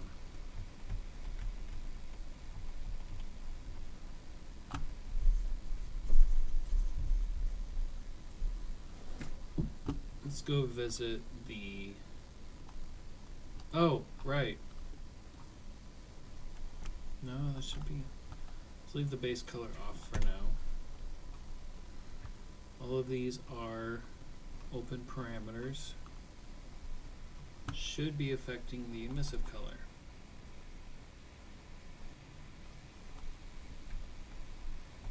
I don't know why.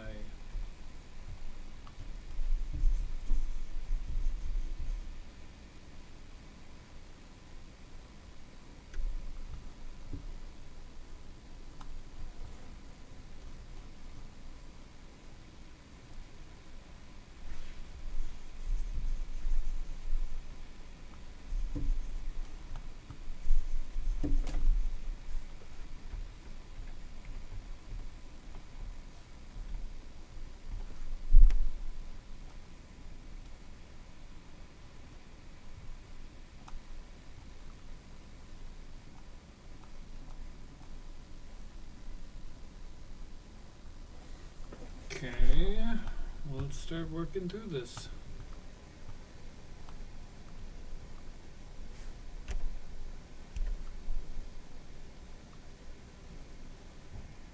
Also, it would help if I connected my mode 4 pin eventually. That's not causing the issue right now though. Here, target needs to be connected, but again that's mode 4, that's not related to our current problem.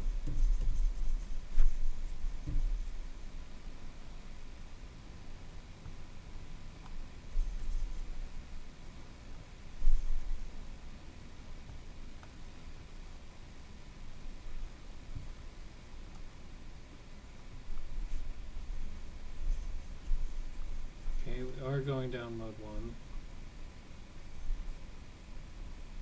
Let's see what our... Let's print some information here.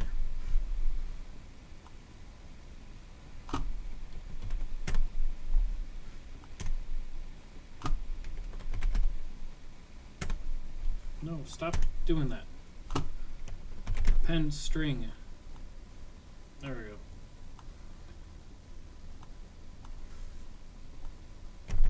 So using this, we can see the instance number and the color that's coming out.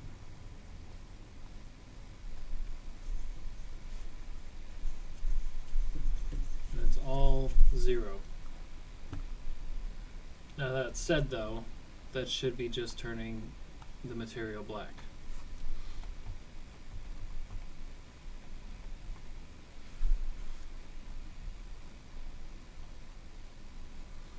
I'm going to temporarily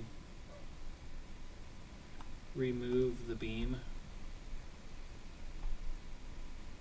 from this just to get it out of the way. There we go. So now we can actually see our thing here.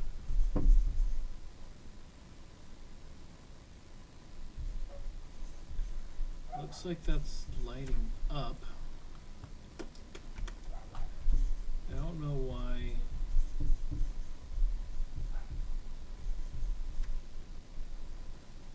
The LOD thing isn't working either.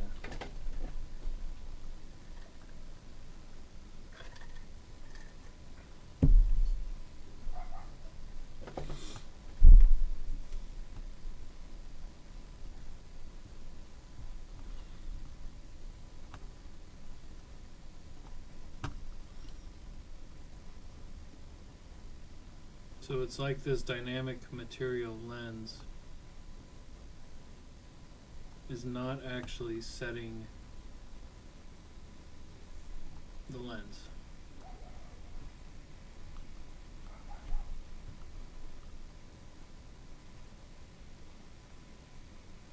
Static mesh lens is the lens here.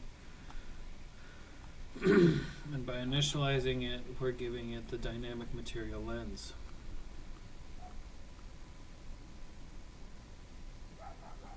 So it should be, hello viewer.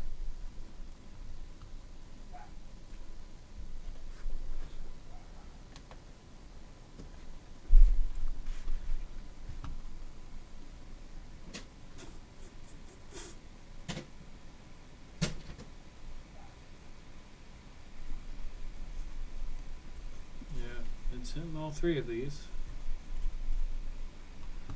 Let's see what's going on in our library. Mode 1. We do have a fixture matrix.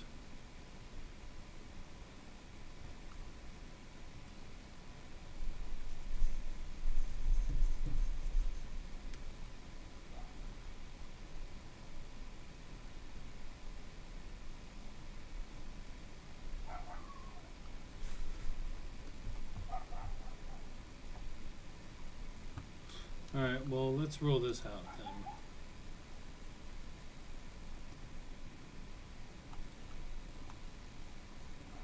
Spider lens, let's get rid of this other LOD.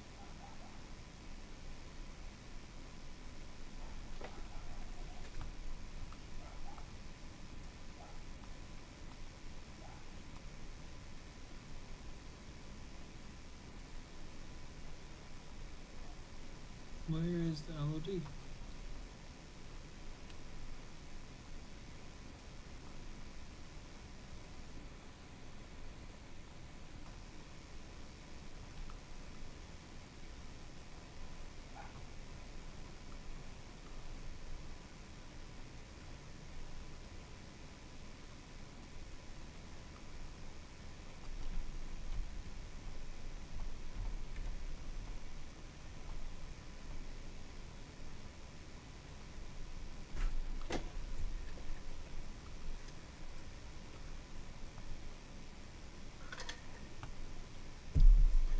Now I'm confused because I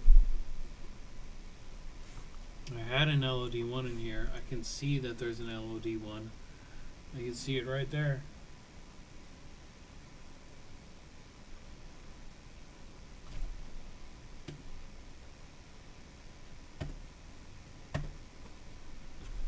But it's not showing up in here.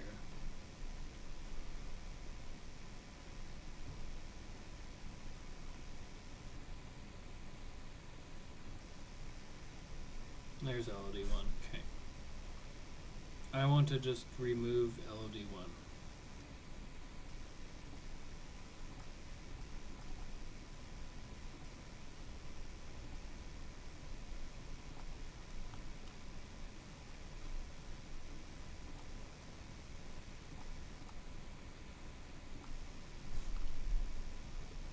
There we go. Let's try saving this. Nope, it still switches.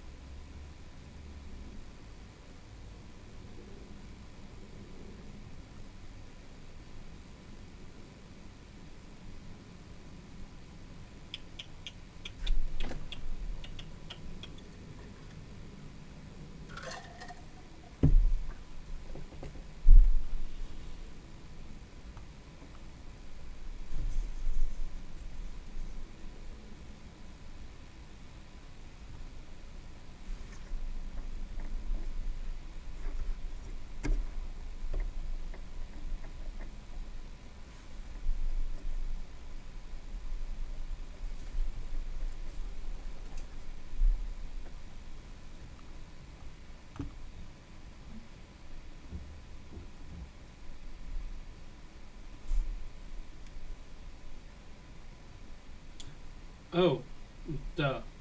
Is using body set to true. I thought I had it there. Yeah, is using body is set to true.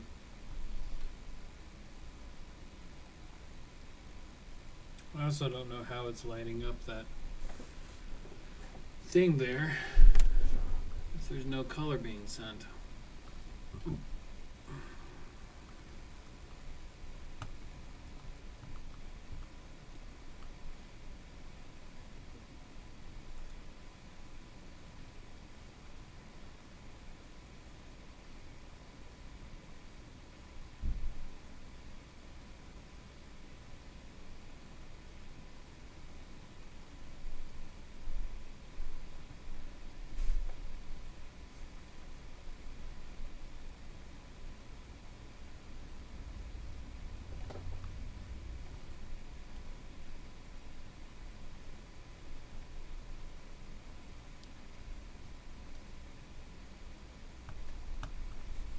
Let's try this real quick.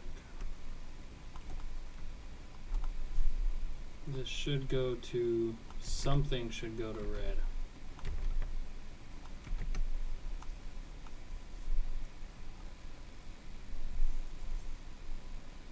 No, nothing goes to red.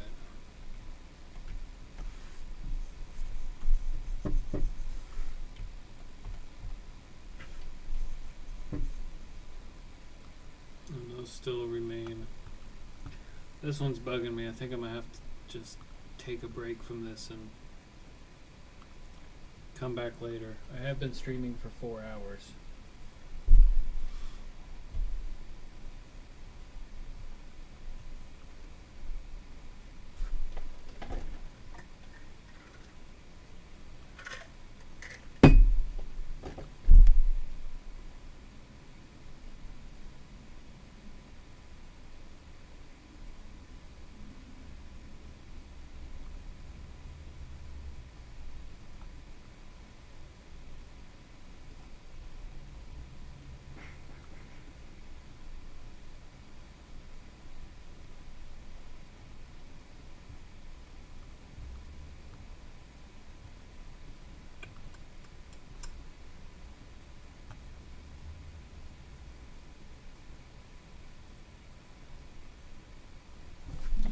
Alright, I'm gonna take a break from this.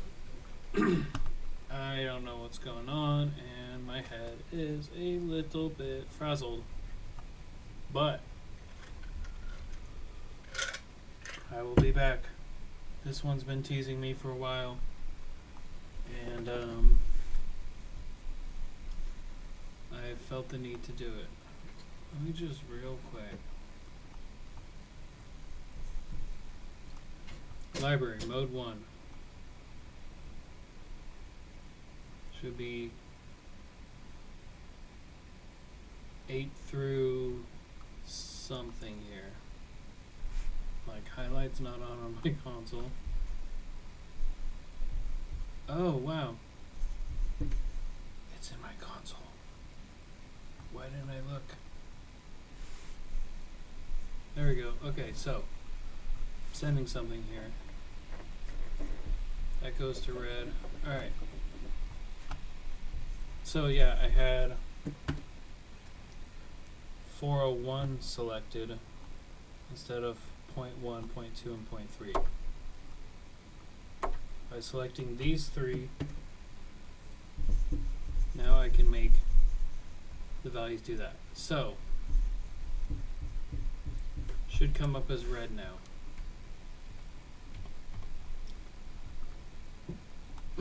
No, I was just ready to take a break. Now I'm all back into it. But I think the problem that I'm facing is this dynamic material lens is not this. And it should be. So let's just try something.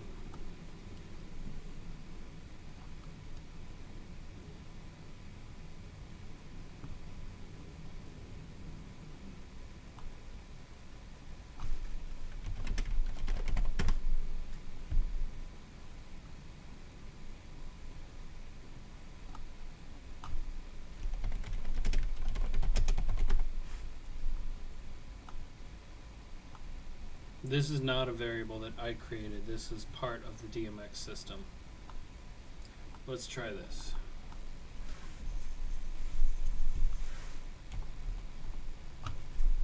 Still no?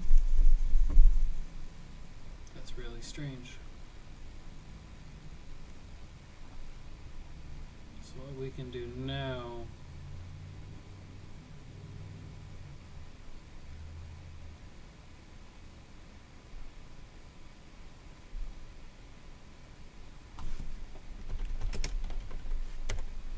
let's do this in the event graph.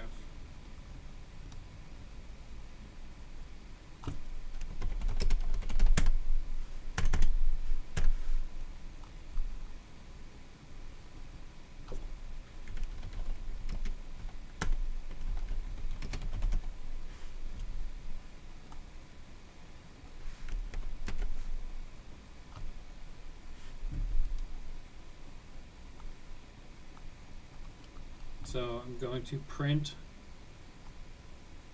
the name of the dynamic material assigned to the lens, and then right after that I'm going to immediately get the actual lens, get whatever materials associated with it, and then print that. And let's see if they're the same.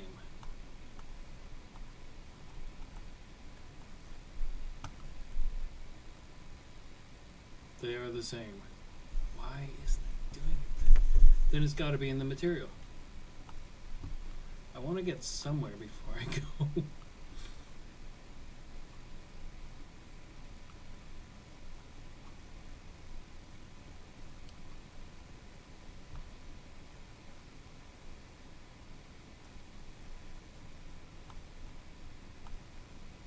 What happens if I just connect this directly? Pixels.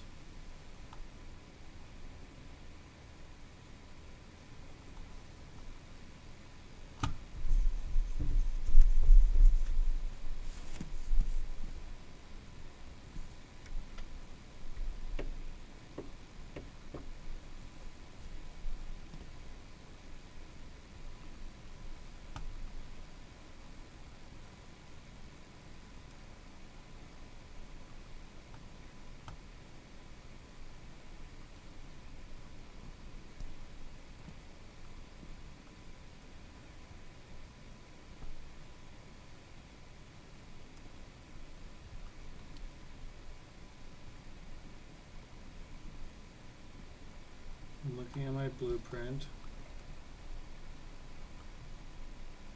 If I check parameter name to send, if I do instance number,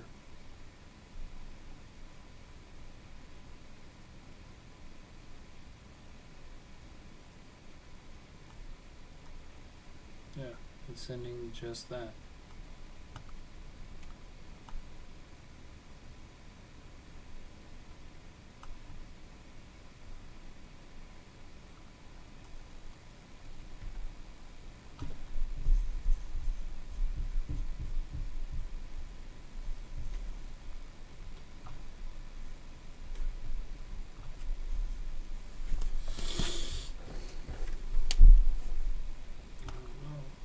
Confusing me.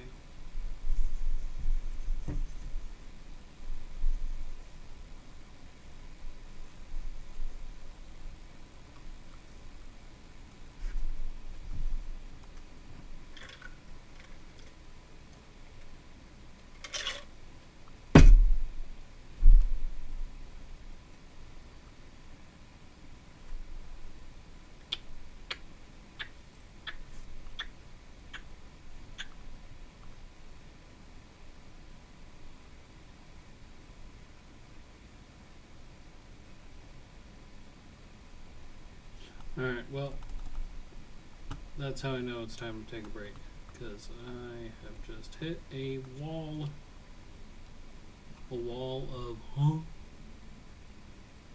a wall of, I can't, I don't know this one. It's like it's not getting sent to the material. It's either that the material instance it's either that the material name is different or the parameter name is different, which is not. This is just 14, no spaces in here. It is a parameter.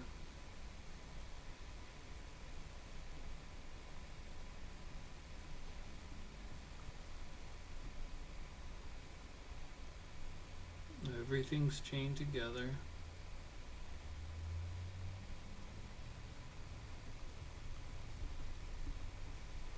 Pixels affects the emissive color.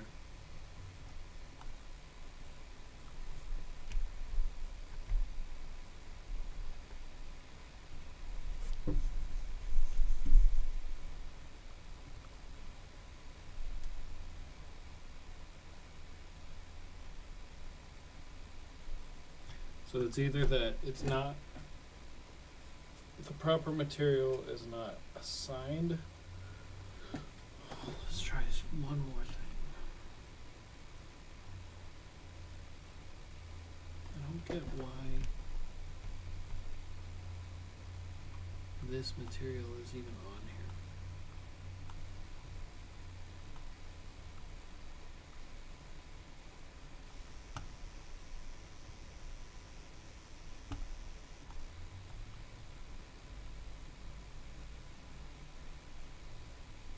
Let's just try some weird stuff. Emissive color, be green.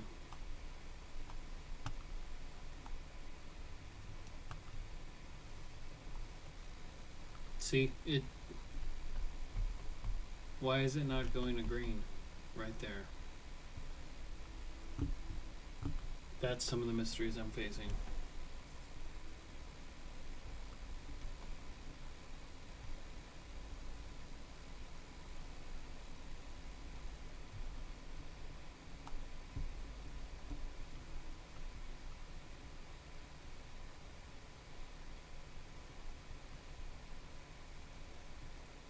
So, anyway, time for a break. Time to get some stuff done. Time to tend to life a little bit.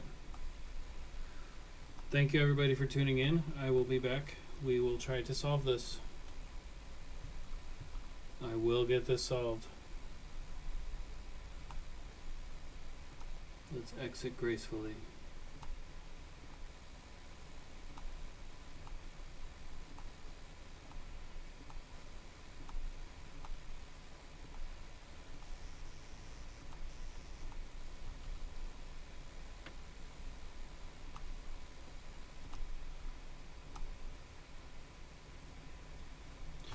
Goodbye, everybody.